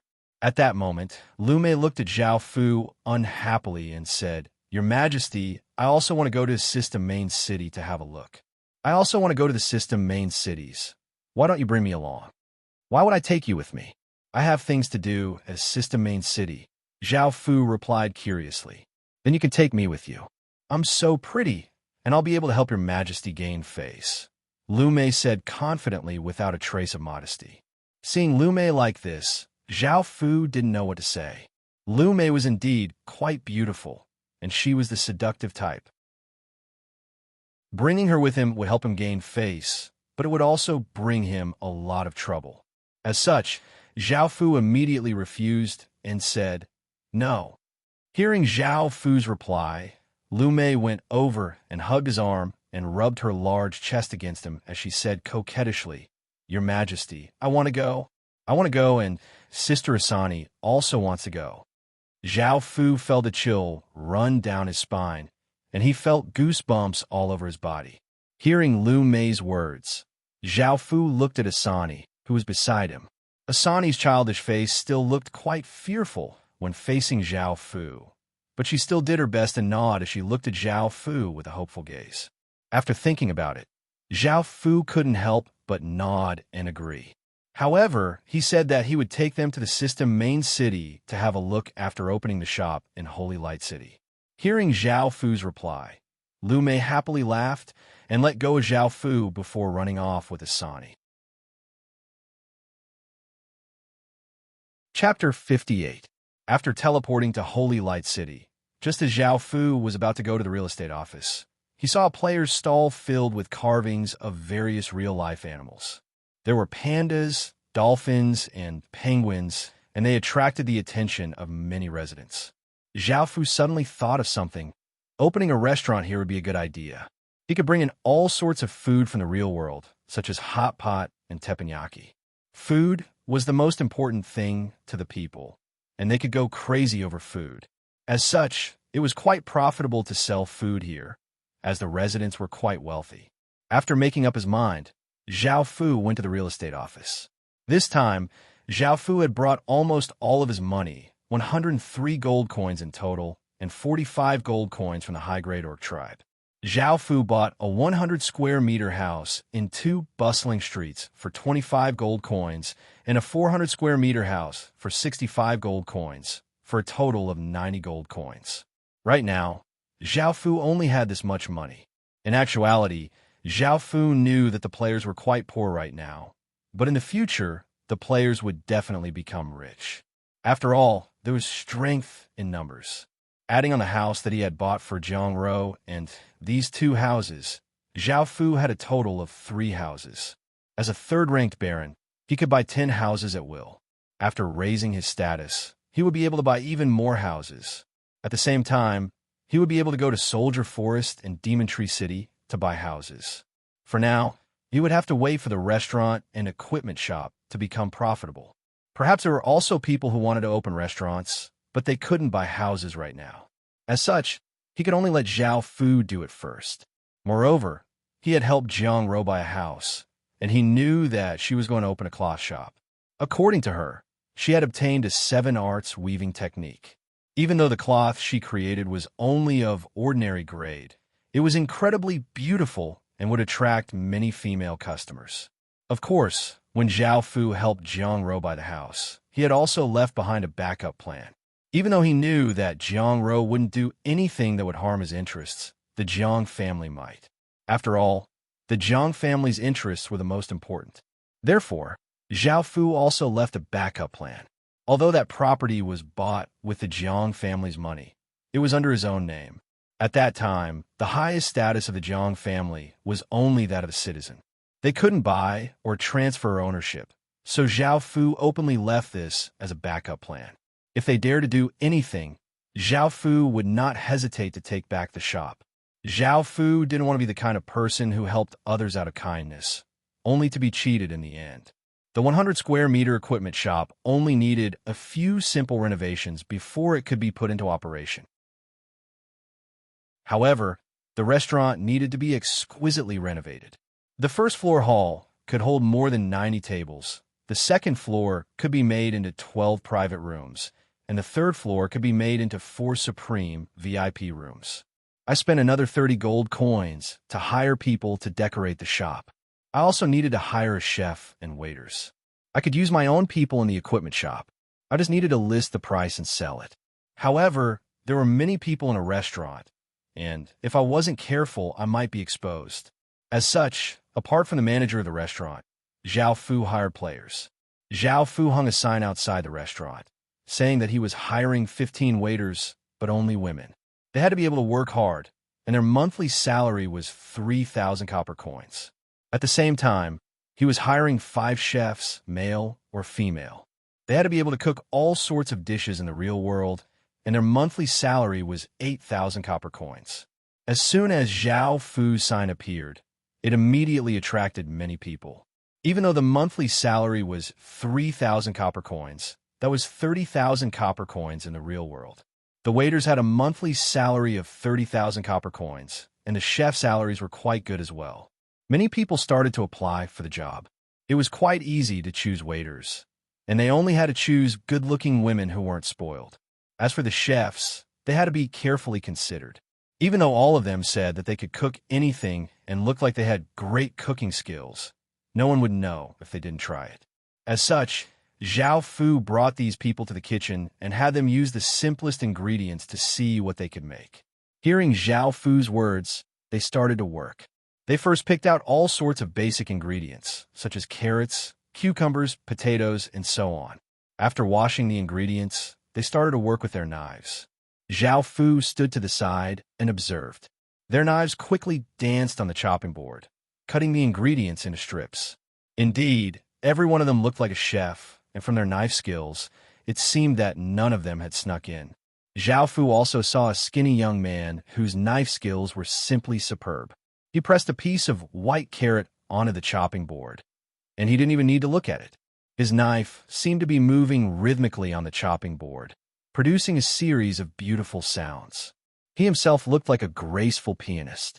This made Zhao Fu feel a bit of anticipation towards the dishes he cooked. He had heard that he was called Huiqing, and that he was slightly older than him. Now that Zhao Fu was wearing a cloak, they were unable to see Zhao Fu's true appearance. They only knew that he was a man, and everyone was quite curious about the identity of this mysterious boss. Apart from the original residents, this was the first restaurant opened by a player. Just this alone was enough to attract people, and the black cloak he was wearing added a bit of mystery. Following this, everyone started to cook. Huiqing once again caused Zhao Fu's eyes to light up. He flipped the wok, and the ingredients flew high into the air before falling back into the wok. He lightly sprinkled a handful of seasonings, and everything was as smooth as moving clouds and flowing water. The most anticipated moment had arrived. Everyone finished cooking a dish and placed it in front of Zhao Fu. The 15 girls that Zhao Fu had recruited watched curiously from the side. Of course, they were looking forward to Huiqing the most. Looking at his knife skills and cooking skills, they could tell that he was definitely a master. Zhao Fu was also looking forward to Huiqing the most. He couldn't help but pick up his chopsticks and taste the plate of stir-fried shredded white carrots. This plate of stir-fried shredded white carrots were all the same size and were extremely neat. They were as white as snow, and they didn't look like they had been stir-fried at all. There were even some chopped green onions on top of them, and they gave off a faint sweet fragrance. Zhao Fu picked up some with his chopsticks and gently placed it in his mouth. He raised his teeth and chewed for a bit, but Zhao Fu's expression stiffened and he spat out the food in his mouth. Sorry, I take back what I said. I take back what I said. As expected, a flood has forced our way in. Why did this dish look so good, but it tasted so bad? Zhao Fu hadn't added any salt or sweetness, but it just tasted so bad that it couldn't be described. Everyone looked at Zhao Fu spit out the food that he had just placed in his mouth, and they felt quite confused. The other chefs let out a sigh of relief. It was evident that they had one less competitor. Huiqing awkwardly laughed as he said, "Boss, why did you spit it out? Is it not to your taste? This is a flavor that I've specially developed." Chapter 59. The others also walked over with strange expressions. Just like Zhao Fu, they knew that this dish of stir-fried shredded radish would be incredibly delicious. However, when they saw Zhao Fu vomit as soon as he ate it, they all felt quite confused. After walking over, they all took a bite, and in the next second, they all vomited. This made Huiqing feel incredibly awkward, and he could only stand there and sigh. Following this, Zhao Fu tried a few other dishes, and they all tasted quite good. The last dish he tasted was also stir-fried shredded radish, and it looked quite similar to Huiqing's dish. However, Zhao Fu had been tricked once, and he felt quite conflicted. However, for the sake of fairness, Zhao Fu still took a bite. Immediately, Zhao Fu felt that this dish definitely wasn't something that could be made by an ordinary person. The stir-fried shredded radish was sweet and refreshing, and it wasn't spicy at all. It was crispy, and it was incredibly delicious. It made people want to take another bite after taking one bite. Who made this? Zhao Fu asked as he looked up at the chefs. At that moment, a tall and slim figure wearing an ancient-style dress and a veil appeared. However, anyone could tell that she was a classic beauty. However, this beauty and her cooking skills definitely didn't come here just for the 8,000 copper coins. Zhao Fu's expression became serious as he said to the others, "Everyone, please leave for a moment. I'll announce the results later." The others also felt something and left one after another. On the other hand, when Huiqing saw the look on Zhao Fu's face, as if he had eaten a delicious meal, he understood that he had met a true grandmaster. He chuckled as he ran over and passionately said to the mysterious woman, "Beauty, I'll take you as my teacher later." After saying this, Huiqing happily ran out. "Who are you? My little restaurant can't hold a god like you," Zhao Fu said as he looked at the mysterious woman. The mysterious woman smiled and said, "I'm not some deity. I'm just a commoner who cares about food." Hearing those words, Zhao Fu was taken aback for a moment before his expression turned even more solemn. He had not expected to run into someone from the 100 schools of philosophers so soon. Regarding food as the sky, it could only be the school of gourmet of the 100 schools of philosophers. You people from the 100 schools of philosophers are very noble. My small store can't keep a big shot like you. Please look for a higher place. Every single person from the 100 schools of thought was incredibly dangerous. Before Zhao Fu could ascertain her intentions, how could he dare to let her live? Anyone who looked down on the 100 schools of thought would die a horrible death. The woman could hear the wariness in Zhao Fu's voice, but she didn't get angry at Zhao Fu's refusal.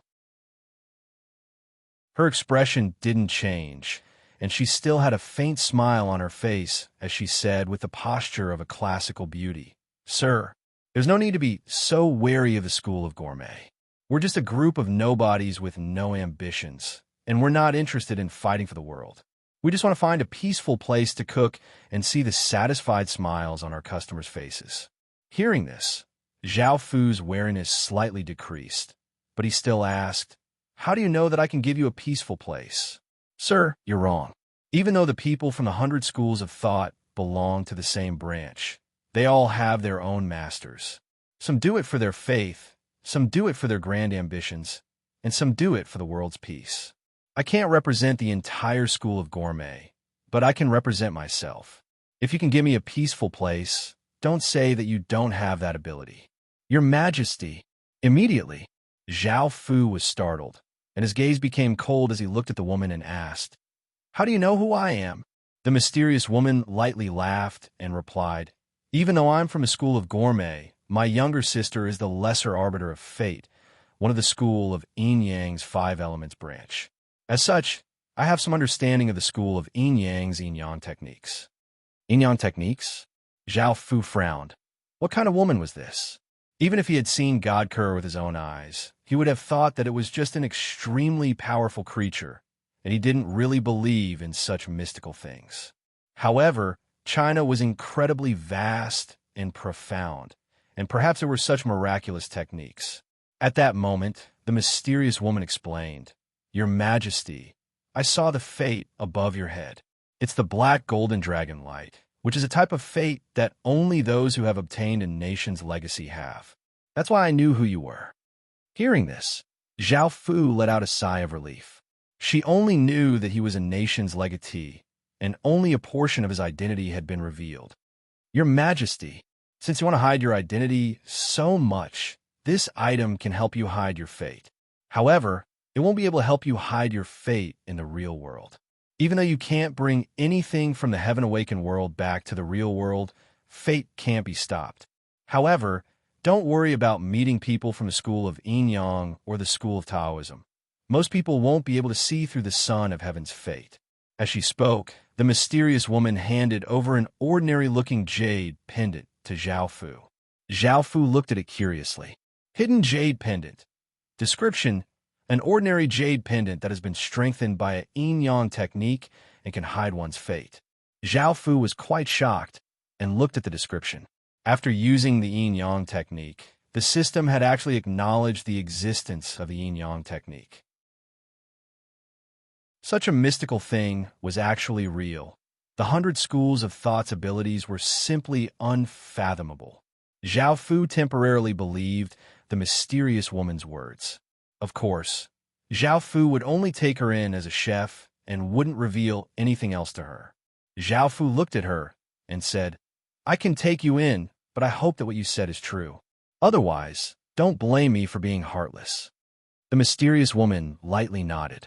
From her introduction, Zhao Fu knew that her name was Xianru. Zhao Fu let out a sigh of relief. Thinking about how the people outside were still waiting for the results, he turned and walked out. Seeing Zhao Fu leave, Xianru revealed a smile that could topple a nation under her white veil and followed behind Zhao Fu. After walking outside and looking at the people waiting for the results, Zhao Fu announced that he, Xianru, and the other 4 people had successfully applied for the position. As for Hu Qing, that shameless person, he was naturally not hired. The others who weren't hired left in disappointment, but Hu Qing ran over to Xianru's side and said, "Beauty, please take me as your disciple. Don't worry, I won't embarrass you in the future." Okay. Everyone, including Hu Qing, was dumbfounded. They had never thought that Xianru would agree so easily. Seeing this, Zhao Fu accepted the shameless person as well. He was quite good at chopping vegetables and doing odd jobs. Chapter 60. The restaurant was called the Westfall Restaurant because when they bought it, the sun was setting in the west, dyeing half the sky red. The sunset was truly beautiful. As for the equipment shop, Zhao Fu remembered that the equipment sold there had been forged for a long time and looked quite simple, so he named it the Antiquarian Equipment Shop. After dealing with these matters, Zhao Fu still hadn't opened for business, but he had already sold a lot of equipment. Zhao Fu took 100 gold coins and went to a building. This building was where Holy Light City's internal affairs officer resided. After taking off his cloak, Zhao Fu smiled as he walked over and stuffed a few silver coins into the guard's hands. Adding on Zhao Fu's third-ranked baron status, the guard quickly reported and invited Zhao Fu in. Arriving at the living room, Zhao Fu saw a fair-skinned and chubby middle-aged man sitting on a chair. Zhao Fu stepped forward and saluted. Greetings, the Minister of Internal Affairs. Although Zhao Fu's status as a third-rank baron could earn the respect of the natives, it was nothing in the eyes of the Internal Affairs officer, who had already grasped a lot of power. Seeing this, a trace of a smile appeared on the Internal Affairs officer's chubby face as he gestured with his hand. Sir, please take a seat. What business do you have with me? Zhao Fu sat on a chair beside him and said with a smile, I've opened 2 shops in Sacred Light City. I've heard of Lord Internal Affairs officer's name, so I've come to pay a visit.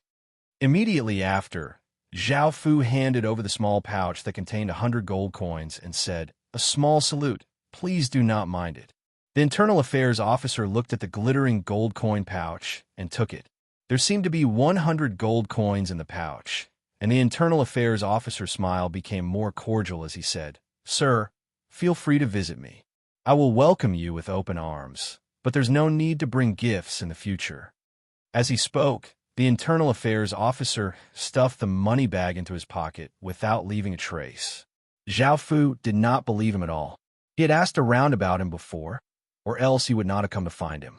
Seeing the Internal Affairs officer accept the money pouch, Zhao Fu hurriedly replied, Yes, I'll give it to you. I understand, and I hope that you could take care of us in the future. The Internal Affairs officer nodded with a smile. That's for sure. Do you know that you can hire 10 soldiers? Zhao Fu understood that he was about to be rewarded, so he pretended to be confused and shook his head, indicating that he didn't know. When the Internal Affairs officer saw this, he said, Recently, some unruly commoners have been causing trouble, and the Holy Light's ministers are in a bit of a mess. I'll make the decision to send 20 soldiers to guard you. Zhao Fu felt quite delighted. From what he knew, it cost at least 10 gold coins to hire a Stage 1 soldier per month, and 10 Stage 1 soldiers per month was already 100 gold coins. Now he was being given 20 Stage 1 soldiers for free, which was worth more than 100 gold coins. However, in the future, he would have to give gifts more often. There was nothing he could do about this. If he wanted to do well in this place, he would have to interact with the governmental officials and improve his friendship. Thank you, Lord Internal Affairs Officer, Zhao Fu said. After chatting for a while, he put on his cloak and returned to the restaurant with the 20 soldiers. By now, Zhao Fu had ordered people to prepare a few tables of food and wine, and he said to the soldiers, Everyone, please don't hold back. These are all on me, so please do your best in the future. The soldiers looked quite hesitant. They were here to guard, not to eat and drink. Seeing this, Zhao Fu smiled and said, Everyone, don't worry. I'm the one who told you to eat, so don't worry about it. Hearing this, the soldiers looked at the delicacies on the table and felt quite embarrassed as they said, Thank you, boss. Following this, the soldiers sat down at the table and wolfed down their food. They didn't often go to restaurants, and the restaurants of the indigenous residents here were incredibly expensive. After taking care of the soldiers, Zhao Fu ordered the servants to make more dishes and open the doors. He then yelled, Everything is free for all residents of Holy Light City. Please eat as much as you want, but please note that all players must pay for their meals. Right now, the players were quite poor, and there were many of them. If Zhao Fu didn't restrict them, after Zhao Fu finished yelling, it was likely that all of the residents would be players, and the indigenous residents wouldn't even be able to squeeze in. If Zhao Fu wanted his business to be good, he had to let people know that his food was good. Looking at the exotic delicacies on the table, the indigenous residents felt quite curious, but since it was free, they didn't hold back and started to eat. Zhao Fu left behind 10 soldiers to maintain order before returning to the equipment shop and yelling that everything was 20% off. He then officially opened the shop, and with 10 Stage 1 soldiers standing guard, he did not have to worry about anyone coming to cause trouble. This was especially so for the Zhou family. If they didn't know what was good for them, Zhao Fu wanted to find an opportunity to get rid of them. Just like that, the first day passed. The restaurant didn't make any profits, and it even lost a lot of money. However, business on the second day was even better than on the first day. This was because the people who had eaten here went back and talked about it, and countless people came over with curiosity in their hearts. The equipment store sold 400 pieces of equipment on the first day, earning a massive 1,600 gold coins. After selling so many pieces of equipment at once, Zhao Fu felt that he would run out of stock in a few days. As such, he decided to sell some of the white-grade equipment that he didn't want to sell. In order to increase his attractiveness, Zhao Fu also put out a few silver-grade weapons. Right now, there weren't many silver-grade equipment in the system shops. Apart from this, Zhao Fu also put out a few refined martial souls. Normally, refined martial souls would give skills of different grades. Sometimes, even the lowest grade skills would be F grade, but they were priced around 1 to 2 gold coins. Zhao Fu's refined martial souls could give C grade skills at the very least, but because they were all physical skills, they were priced around 20 gold coins. Whether it was the silver grade weapons or the refined martial souls, Zhao Fu didn't want to sell any of them. As such, Zhao Fu's prices were quite exorbitant. For a piece of equipment that originally cost 4,000 silver coins, Zhao Fu offered 40,000 silver coins. For a refined martial soul that originally cost 20 gold coins, Zhao Fu offered 200 gold coins. In order to increase his attractiveness, Zhao Fu added an introduction to the silver-grade equipment. Every piece of equipment was obtained from a heaven-shaking ancient battle. Every piece of equipment contained powerful ancient power, and ordinary people wouldn't be able to detect its existence. It would only wait for a fated person to discover its value, allowing it to regain its glory. There was also the refined martial soul. Zhao Fu also added an introduction to it. It was left behind by an ancient divine spirit and contained immense power. Legend had it that it could give an SSS-grade transcendent skill. However, ordinary people wouldn't be able to comprehend its profoundness. After Zhao Fu made these introductions, no one dared to say that the refined martial souls were fake. If they did, they would be considered ordinary people with poor taste. Chapter 61. Whether it was restaurants or equipment shops, business was booming. Seeing the money flowing into his pockets like water, Zhao Fu was naturally quite happy. At the same time, Zhao Fu also attracted the attention of the large families and other factions. There were 6 large families in the Forest of Horrors, and they used this place as their main area of development. Because the people who entered the Heaven Awakened world were randomly selected, only a small portion of the large families gathered in the Forest of Horrors. Everyone else was scattered, and there were many reasons why they chose the Forest of Horrors as their main area of development. Some felt that there was less competition, others felt that it was a good place to develop, and some felt that the next generation's legatee was here. The 6 large families were the Jiang family, Zhang family, Chao family, Yin family, Hua family, and Zhou family. Apart from them, there were also 3 major factions made up of players: the Holy Light Group, the Soldier Alliance, and the Demon Tree Gang. From their names, they were the largest player factions in the 3 main cities. There were also some small fries that didn't need to be mentioned. Of these 3 great powers, some were formed by financial groups in the real world, some were formed purely by friends, and some were formed purely by a group of gangsters and an ambitious boss. Before, when Zhao Fu's identity had been revealed, they had all treated it as a joke. However, now they were quite skeptical. Putting aside whether or not Zhao Fu was a legatee, just from the fact that he did not need blue-grade equipment and was willing to sell silver-grade equipment, and refined martial souls, it was evident how powerful he was. Even though Zhao Fu had only opened 2 shops by himself, the threat he posed far surpassed everyone else. In the real world, Zhou Jie was angrily kicked to the ground by his father, Zhou Shiji. This is what you get for causing trouble everywhere, and now you've provoked an opponent of unknown strength. There was also a young man next to him. He was a few years older than Zhou Jie, but he was the Zhou family's young master, Zhou Ming. Zhou Ming watched as his little brother was kicked a few times before walking over and saying, "All right, father, it's enough. Father, that's enough. We've already taught Jie a lesson, and we haven't made a big mistake yet. We haven't reached a point where we won't stop until one of us is dead. We should hurry up and develop our forces.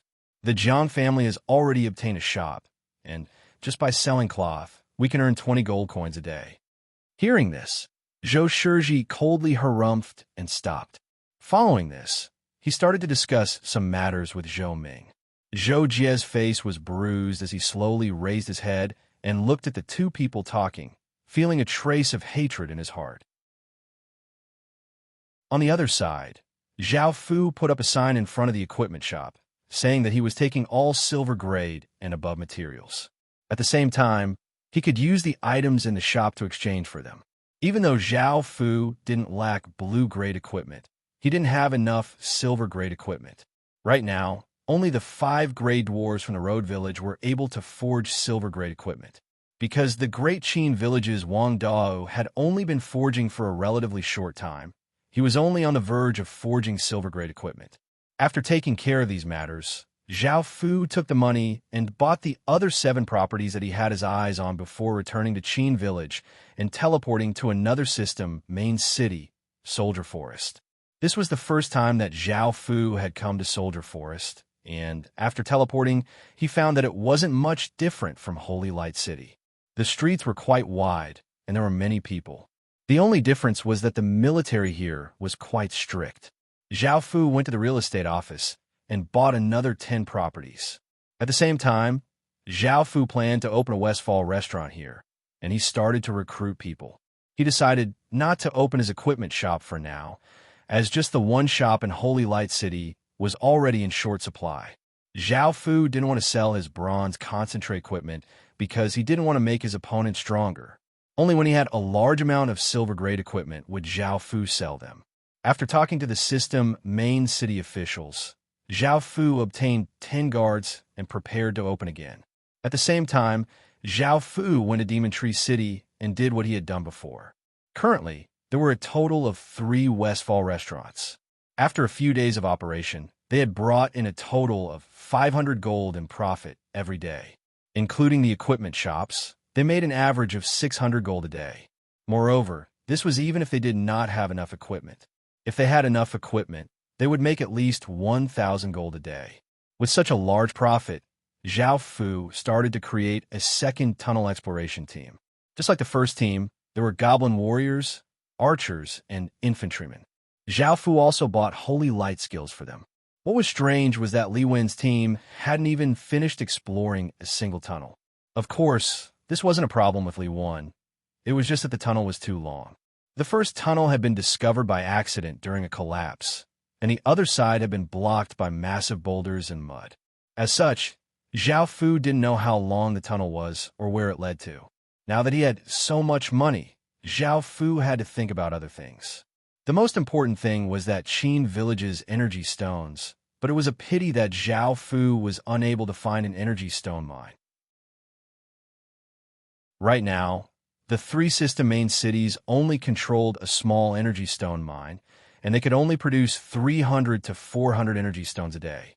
Just the energy stones alone were a massive sum.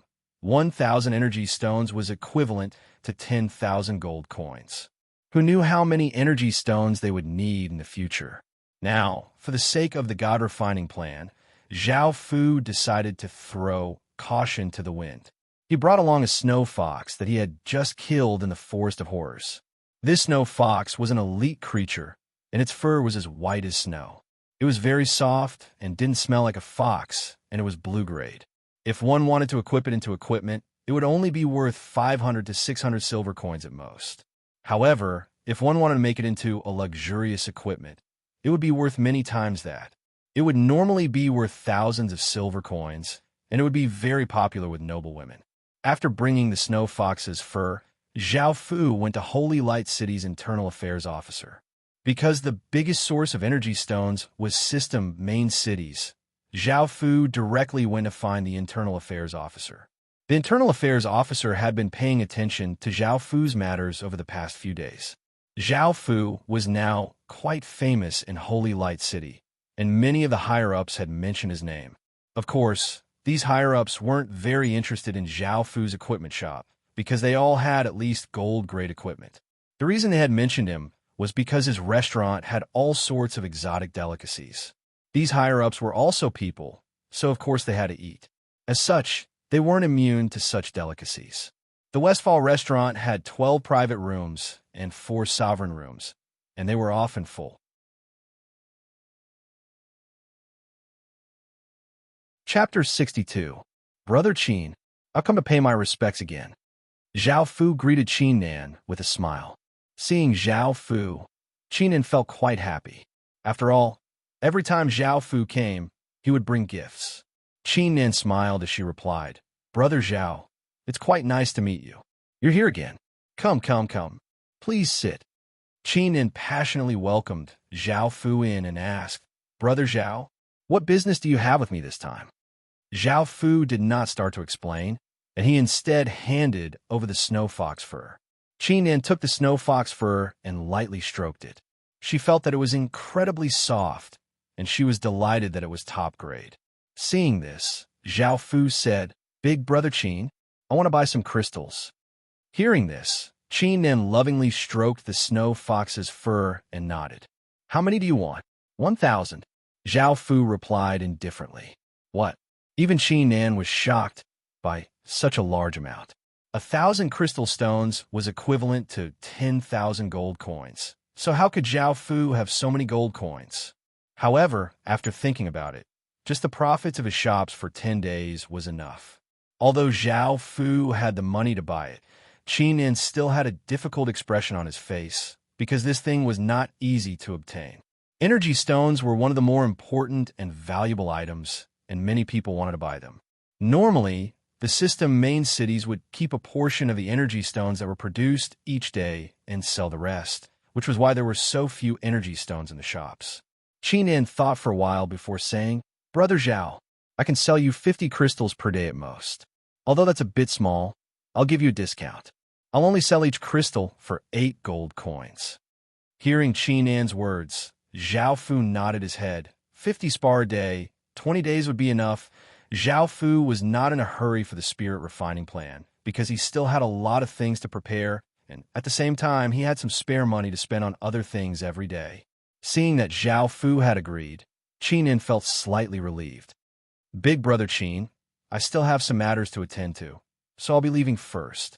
At this moment, Zhao Fu saw that the matter had been settled and also took his leave. Qin Nan said with a smile, Then Brother Zhao should come and play more often. Yes. Zhao Fu quickly replied. After exchanging a few more pleasantries, Zhao Fu finally left. Now, Zhao Fu had a total of 4,680 gold coins on hand, and he took this money with him as he strolled through the various large shops. There were many things that he wanted to buy, but very few of them caught his eye. Zhao Fu bought a spring returning pill, which could quickly heal injuries, as well as a few silver-grade materials. Apart from these, he didn't have any unexpected gains. After teleporting back to the Qin village, Zhao Fu handed the materials and recipes to his subordinates. Seeing that everything had been handled, Zhao Fu thought of what he had promised Lu Mei and Asani. He called them to his side and handed them 2 large cloaks. Lu Mei, don't make any trouble for me. If you do, don't expect me to promise you anything in the future, Zhao Fu reminded Lu Mei. All right, got it.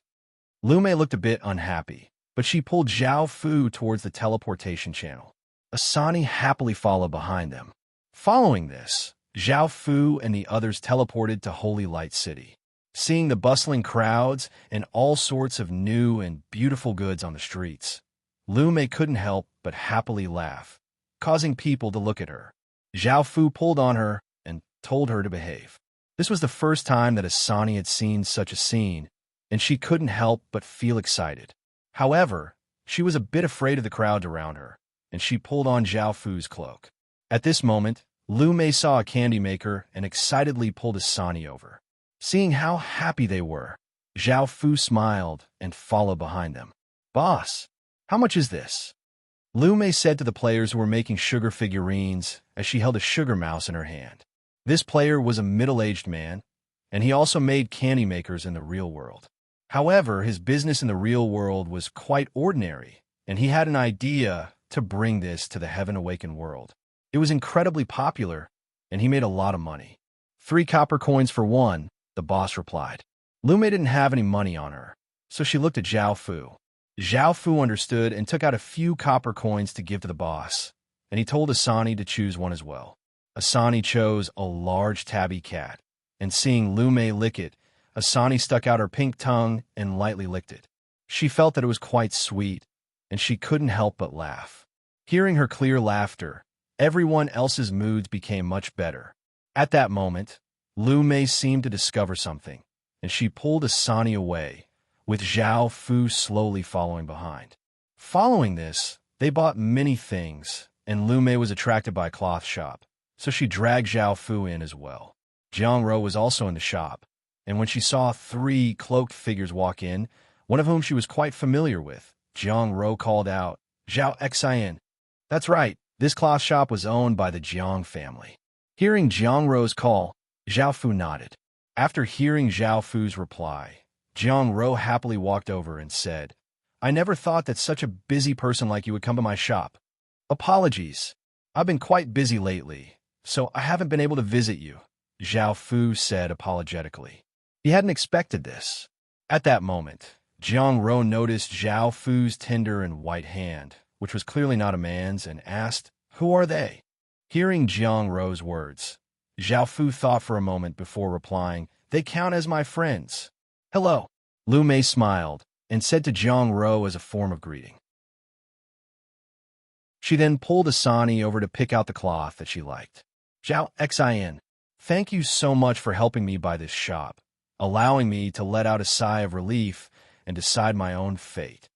Jiang Ro's gentle gaze fell on Zhao Fu's body as she spoke gratefully to Zhao Fu. Zhao Fu knew that even though Jiang Ro was a direct descendant of the Jiang family, she was the 3rd child and wasn't the successor of the Jiang family. As such, she was only used as a tool to form a marriage alliance with the Zhou family.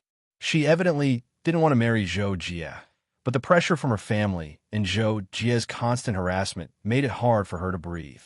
Now that she had this shop, it was of great value to the Jiang family, so she could make her own decisions. Hearing this, Zhao Fu could understand her feelings and lightly shook his head as he said, "It's just a small matter. It's all because of your 7 arts weaving technique that business is doing so well. But I still have to thank you." Jiang Ro insisted. Seeing how insistent Jiang Ro was, Zhao Fu didn't say anything else. At that moment, Lu Mei pulled him to the side and asked what kind of cloth he liked to make clothes out of, and Zhao Fu apologized. Following this, with Zhao Fu's help, Lu Mei and Asani chose a few types of cloth. Zhao Fu also wanted to pay, but Jiang Ro insisted, so Zhao Fu didn't insist. In the end, Zhao Fu brought Lu Mei and Asani back to Qin Village. They were both incredibly happy today. Suddenly, a few system announcements sounded out in Zhao Fu's mind. System announcement. Congratulations. Your village has leveled up to an advanced village. System announcement. Congratulations. You have been acknowledged by the heavens and earth. You have unlocked the special building, Heaven Prayer Platform. System announcement. Qin's nation fate has awakened, and your subjects have received fate. Chapter 63. After these system announcements sounded out, Zhao Fu still had not reacted. Boom! A massive explosion sounded out as the Rubik's Cube, giving off a noble violet light, at the Qin village's city heart clanged in the air. Suddenly, a black light that seemed to be able to devour everything burst through the roof, and into the clouds, seeming to pierce through the sky. Boom! The black light tore through the sky, giving off a shocking explosion. At the same time, the black light formed a black pillar of light that stood between the heavens and the earth. In that instant, the weather seemed to change, and the sun and moon seemed to dim, giving off a shocking aura. The blue sky seemed to be dyed black, and traces of black aura rose up from the ground. This black aura was long and looked like a dragon, and it gave off a crystalline light. After rising up from the ground, it flowed into the sky, and all of the residents of the Qin village seemed to be summoned by something. They all knelt on the ground, and Li Si and Bai Qi were no exception. Black clouds began to condense in the sky, slowly forming into a layer of black clouds that covered a radius of 1,000 miles. This black cloud was different from ordinary black clouds. It was pure black, and it gave off a black light that could devour people. From a distance, the sky seemed to be covered by a layer of haze, and it felt as if a world-ending lightning bolt was about to descend.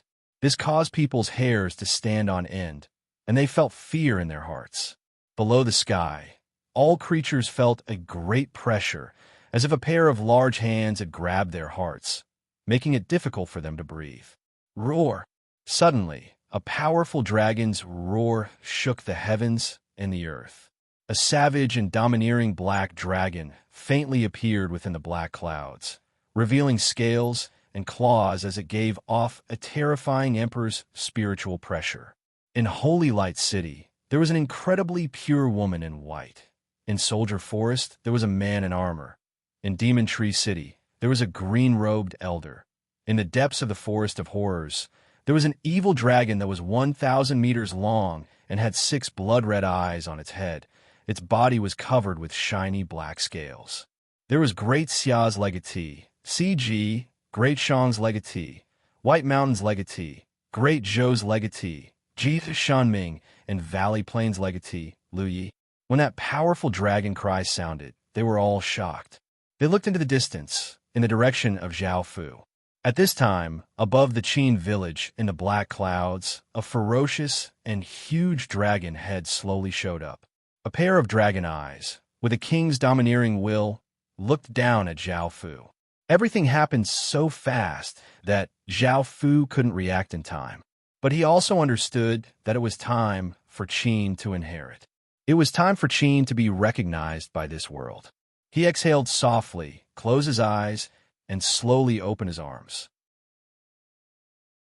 A black and golden dragon robe slowly appeared out of thin air and gently draped over his body. A black and golden dragon crown also appeared out of thin air and gently covered his head. As Zhaofu moved, mysterious stone bricks appeared under his feet and slowly lifted Zhaofu up. Finally, a 9-meter-wide and 18-meter-high stone platform appeared. Zhaofu stood in the middle of the platform with his eyes slightly closed. He still had the same posture of opening his arms, but at this time, he was wearing a black and golden dragon robe and a black and golden dragon crown. His whole body was emitting an emperor's aura. Clang, clang, clang, clang. 12 huge sword cries suddenly sounded. The huge sword cries directly crushed the sky, and a terrible force broke out, forming a super strong storm, spreading around the Qin village. In an instant, it was like a disaster. The storm raged, sand and stones were flying, and countless trees were destroyed. At this moment, 12 bronze giants that were 100 meters tall slowly appeared in the sky.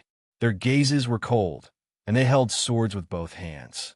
They stabbed towards the sky and gave off a monstrous killing intent, causing the air in the surrounding 100 kilometers to freeze and countless creatures to tremble. At this moment, tens of thousands of rays of light descended from the clouds, and a massive and savage black dragon slowly swam down from the sky and entered Zhaofu's body. Immediately, Zhaofu's body also exploded out with a powerful aura. This aura was filled with nobility and majesty, as well as the domineering aura of supremacy. Under this powerful aura, Lu Mei and Asani knelt on the ground with their foreheads pressed against the ground. Their faces were pale, and their bodies trembled. They had never felt such terror before, and they felt as if they were on the brink of death. When commoners were enraged, blood would splatter everywhere. When the Son of Heaven was enraged, corpses would fall 100 kilometers away. This was the majesty of an emperor. Luckily, this aura gradually dissipated, and the abnormal signs in the sky disappeared. Lu Mei and Asani's bodies relaxed, and they were covered with sweat as they powerlessly lay on the ground. The 12 bronze giants in the sky turned into 12 rays of green light and turned into 12 small bronze figures that floated around Zhao Fu. On the stone stage, Zhao Fu slowly opened his eyes, and a black light flashed within them. Zhao Fu's appearance had slightly changed, and his delicate and handsome face now had a trace of majesty. Elsewhere, in Holy Light City, Soldier Forest, and Demon Tree cities, 3 people looked incredibly serious as they silently looked into the distance. The 1,000-meter-long flood dragon in the Forest of Horrors looked away and crawled back to the ground.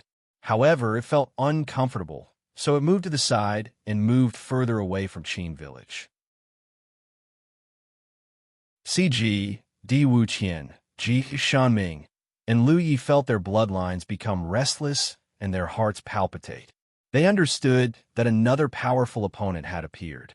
The 4 of them had just leveled up their villages to advanced villages and obtained the Heaven and Earth Fate legacy. Even though they did not have as many residents as Zhao Fu, they had a large number of players.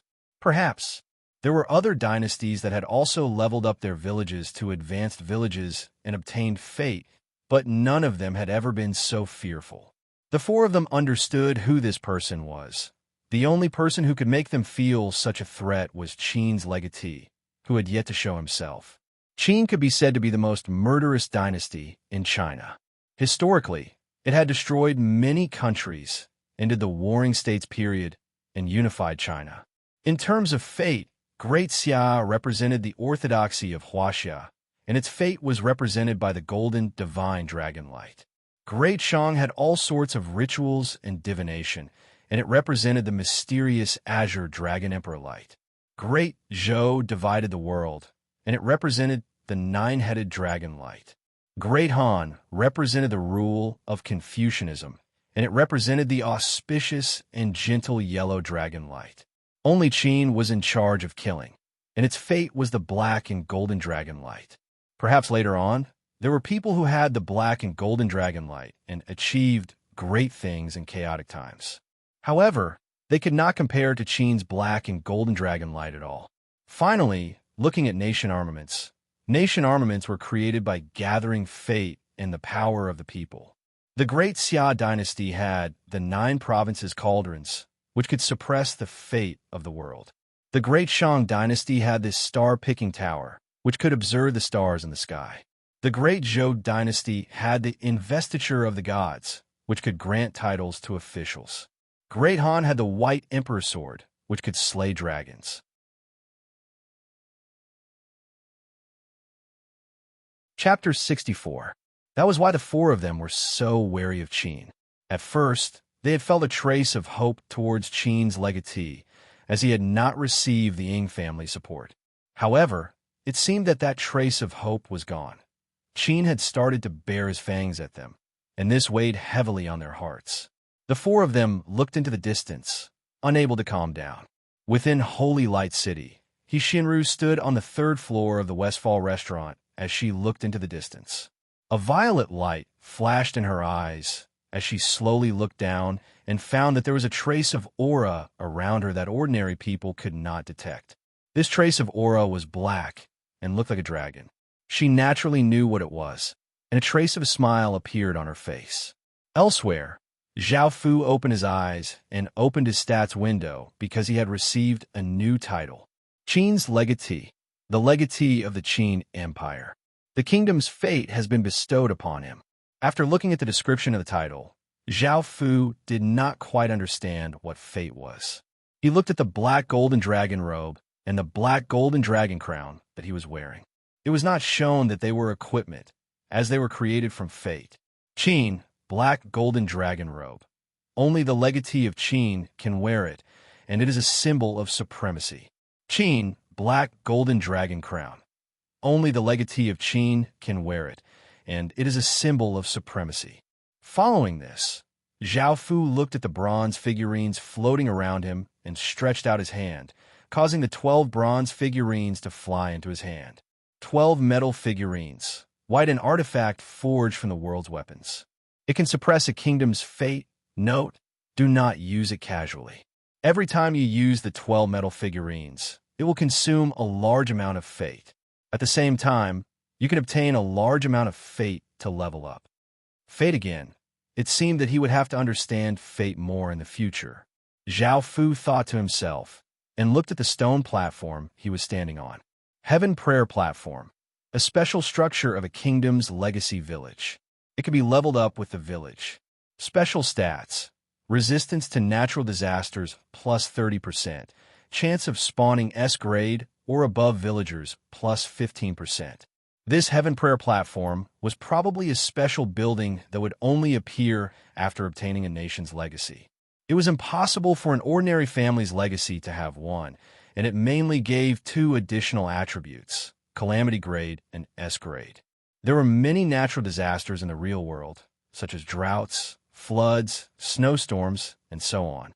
The crops that the village was growing now seemed to have good weather, but in the future, they might be attacked. Natural disaster resistance was probably immunity to these. Second, the spawn rate of S-grade and above could be said to be an attribute that was very lacking. One must know that Qin Village had yet to spawn an S-grade, which showed how difficult it was to obtain one. After checking all these, Zhao Fu slowly walked down the Heaven Prayer Platform. This was his first time wearing the dragon robe and crown, so he was not used to it. Zhao Fu walked to the bottom of the stone stage and saw Lu Mei and Asani lying on the ground. He quickly walked over and helped them up as he asked caringly, "Are you all right?" Lu Mei and Asani shook their heads with pale faces. They still hadn't recovered from the terrifying king's aura. "Congratulations, Your Highness. Congratulations, Your Highness. You have obtained the Fate Legacy." Li Si and his group smiled and saluted as they spoke. Hearing this, Zhao Fu smiled and nodded. He had them help Lu Mei down to rest while he went to the city heart in the village hall. He stretched out the 12 copper colossi, and they automatically flew up and hovered next to the city heart. Seeing this, Zhao Fu returned to the real world and looked at the information regarding fate. He found that fate referred to fate and fate. In the ancient text Jieyu Rhapsody, it said, "Feeling the smoothness of fate, I rejoice in the success of times." Luck, it was all about luck. In the Dream Creek brushwork, Elephant Number, it also said, "Minor illnesses also follow the rise and fall of fate." What they meant was that a person's fate, no matter if they were nobles or commoners, as small as a person or as large as a kingdom, they all had their own fate. It was incredibly profound, and it determined the fate of a person or a kingdom. When fate was present, one's path would be smooth, and when fate was gone, one's path would be filled with countless difficulties. After hearing this explanation, Zhao Fu understood how important fate was. Even though fate was digitized in the Heaven Awakened world, it truly existed. It was right next to him, but he couldn't touch it. After looking at the explanation of fate, Zhao Fu opened the Heaven Awakened World Forum to see if there was anything new. He found that a faction that countless families had been paying attention to had finally revealed itself. Of course, it was China in the real world. In terms of legacies, China's legacies could not even compare to an ordinary family's legacies. After all, ordinary families could at least obtain a blue-grade magic cube, but modern countries were unable to obtain any legacies. China was not in a rush in this regard, as there were countless other countries that were even more anxious than it, such as America. It had only been established 200 or so years ago, and it was a modern country. It did not have any legacies in the Heaven Awakened world, while other countries had their own history and could obtain legacies. America did not have such a thing, and in terms of legacies, it had fallen from being the most powerful country to the weakest. However, in the real world, It had gone mad and used money to buy everything useful, relying on its massive wealth to barely maintain its position as a powerful country. Out of these modern countries, the one that shined the brightest was undoubtedly China. After all, in ancient times, the entire world civilization had been centered around China, and it had only started to fall behind in modern times. As such, China was said to be the largest war zone in the Heaven Awakened world. In reality, China was divided into countless large families, but it was still the backbone of China. In terms of legacies, it could not compare to any of the large families, but in terms of resources and numbers, none of the large families could compare. China could do whatever it wanted in the Heaven Awakened world, but as long as it maintained some sort of order in the real world, it would be fine. After all, if the real world collapsed, it would not be beneficial to anyone. As such, in the Heaven Awakened world, China appeared to be very quiet, but that was not necessarily the case in the shadows. There were traces of soldiers in countless places, and it was evident that China was secretly developing, and its faction was quite shocking. They had wanted to develop in the shadows and have these large families fight to the death before destroying them and establishing a kingdom in the Heaven Awakened world. They had never thought that they would be exposed so quickly. At that moment, a certain general stood out and spoke, promoting patriotism and calling for more support for the country and a peaceful future. A peaceful future.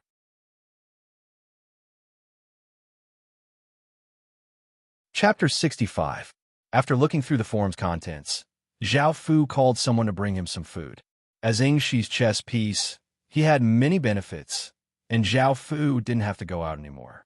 This was for Zhao Fu's safety, and he didn't have to worry about being poisoned. All of the large families had strict control over what they ate, so there wouldn't be any accidents.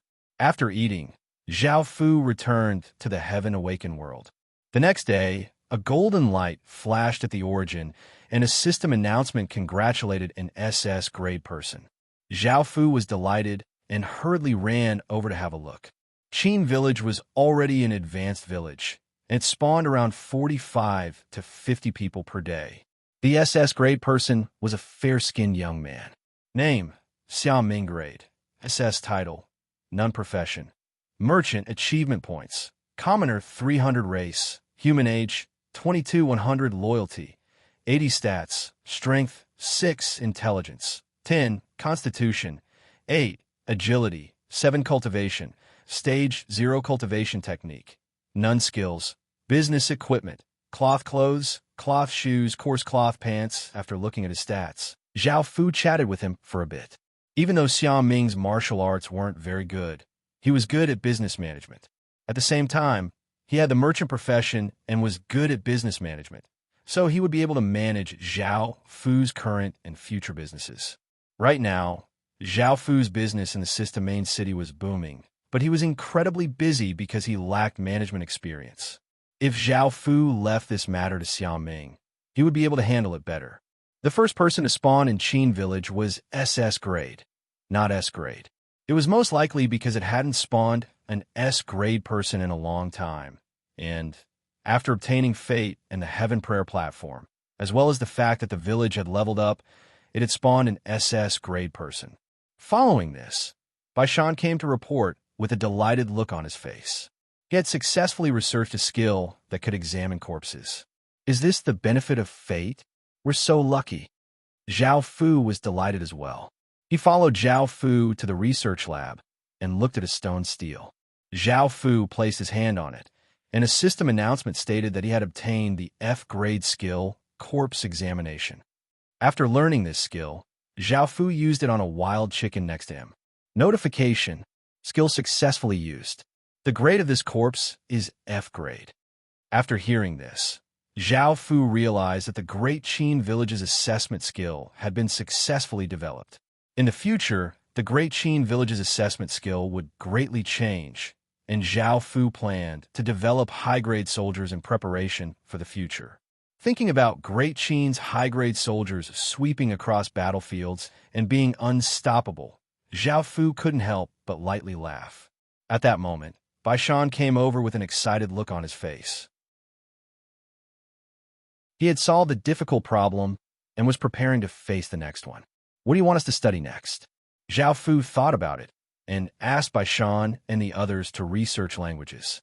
They already had goblins, gnomes, and orcs, and there would be more races joining them in the future. Because of the language barrier, there would be many obstacles, so Zhao Fu asked them to research languages to improve communication. After Bai Shan received Zhao Fu's instructions, he excused himself and went back to work. Seeing this, Zhao Fu didn't want to give them any trouble and left the research room. He suddenly remembered that Qin village had been upgraded to an advanced village, but he hadn't checked its stats yet, so he went to the village hall.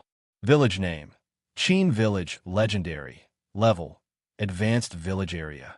15 square kilometers village territory. 750 square kilometers popular support. 80 special stats. Territory crop output plus 50%. Territory crop growth time minus 50%. Population limit plus 30%. Resident stats plus 3. Soldier stats plus 3. Population attraction plus 40%. High-grade attraction plus 40%. Subsidiary village limit: 24 subsidiary villages. Logue Village, Jean Village, Doran Village, Lee Family Village, Wolf Village, Ferocious Tiger Village. The basic stats were the same as when it had been upgraded to an intermediate village, but the number of subsidiary villages had increased by 3 times. Zhao Fu originally had 20 villages, and after the two teams continued to explore the Forest of Horrors, they had taken down another 4 basic villages. Now he had 24 villages. Moreover, the amount of EXP required to upgrade an advanced village to a town was quite monstrous. It required 150,000 EXP. Zhao Fu had long since become a 3rd-ranked baron, so he had the right to upgrade a town. However, it seemed that it was still far from time to upgrade a town. Leveling up from a 3rd-ranked baron to a 2nd-ranked baron required 3,000 achievement points.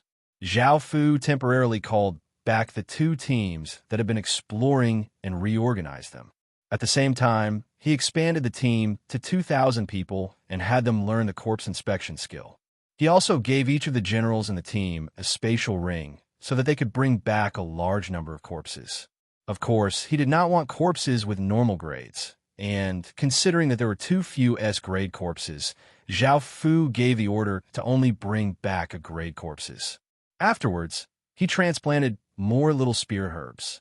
Because the population had continuously increased, the area that he had planted little spirit herbs had greatly increased, and today was the day of harvest.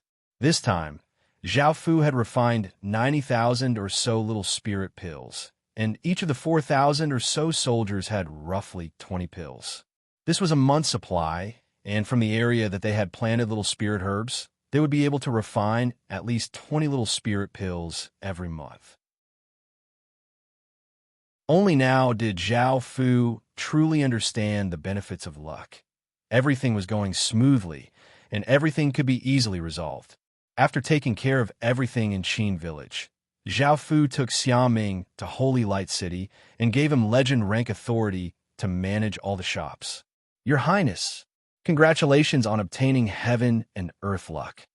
At that moment, Zhao Fu was going out to see what he had gained, when a voice suddenly rang out behind him. Zhao Fu turned and frowned. He looked at He Xianru, who was giving off a mysterious aura, and asked, "How did you know?" He Xianru smiled faintly. "Your Highness, don't forget that I'm proficient in yin and yang techniques, so of course I know about this." Hearing this, Zhao Fu remembered that she had seen through his luck, so he nodded and said, "In the future, don't call me Your Highness in public. Call me boss or my name." He Xianru didn't seem wary of Zhao Fu, and she smiled as she said, "Then I'll call you Zhao. In the future, if you have anything you don't understand about luck, you can ask me. I'll answer your questions at any time." Zhao Fu thought about it. He Xianru was proficient in yin and yang techniques, and he might have to ask her for help in the future. As such, he nodded, and his attitude improved. I'll trouble you with anything." Seeing that Zhao Fu's attitude was gradually improving, He Xianru was slightly delighted. She nodded softly and then went to work in the kitchen. You're tuning in to the Warrior Lore YouTube channel. Don't forget to subscribe and join us on this journey to catch the most captivating stories.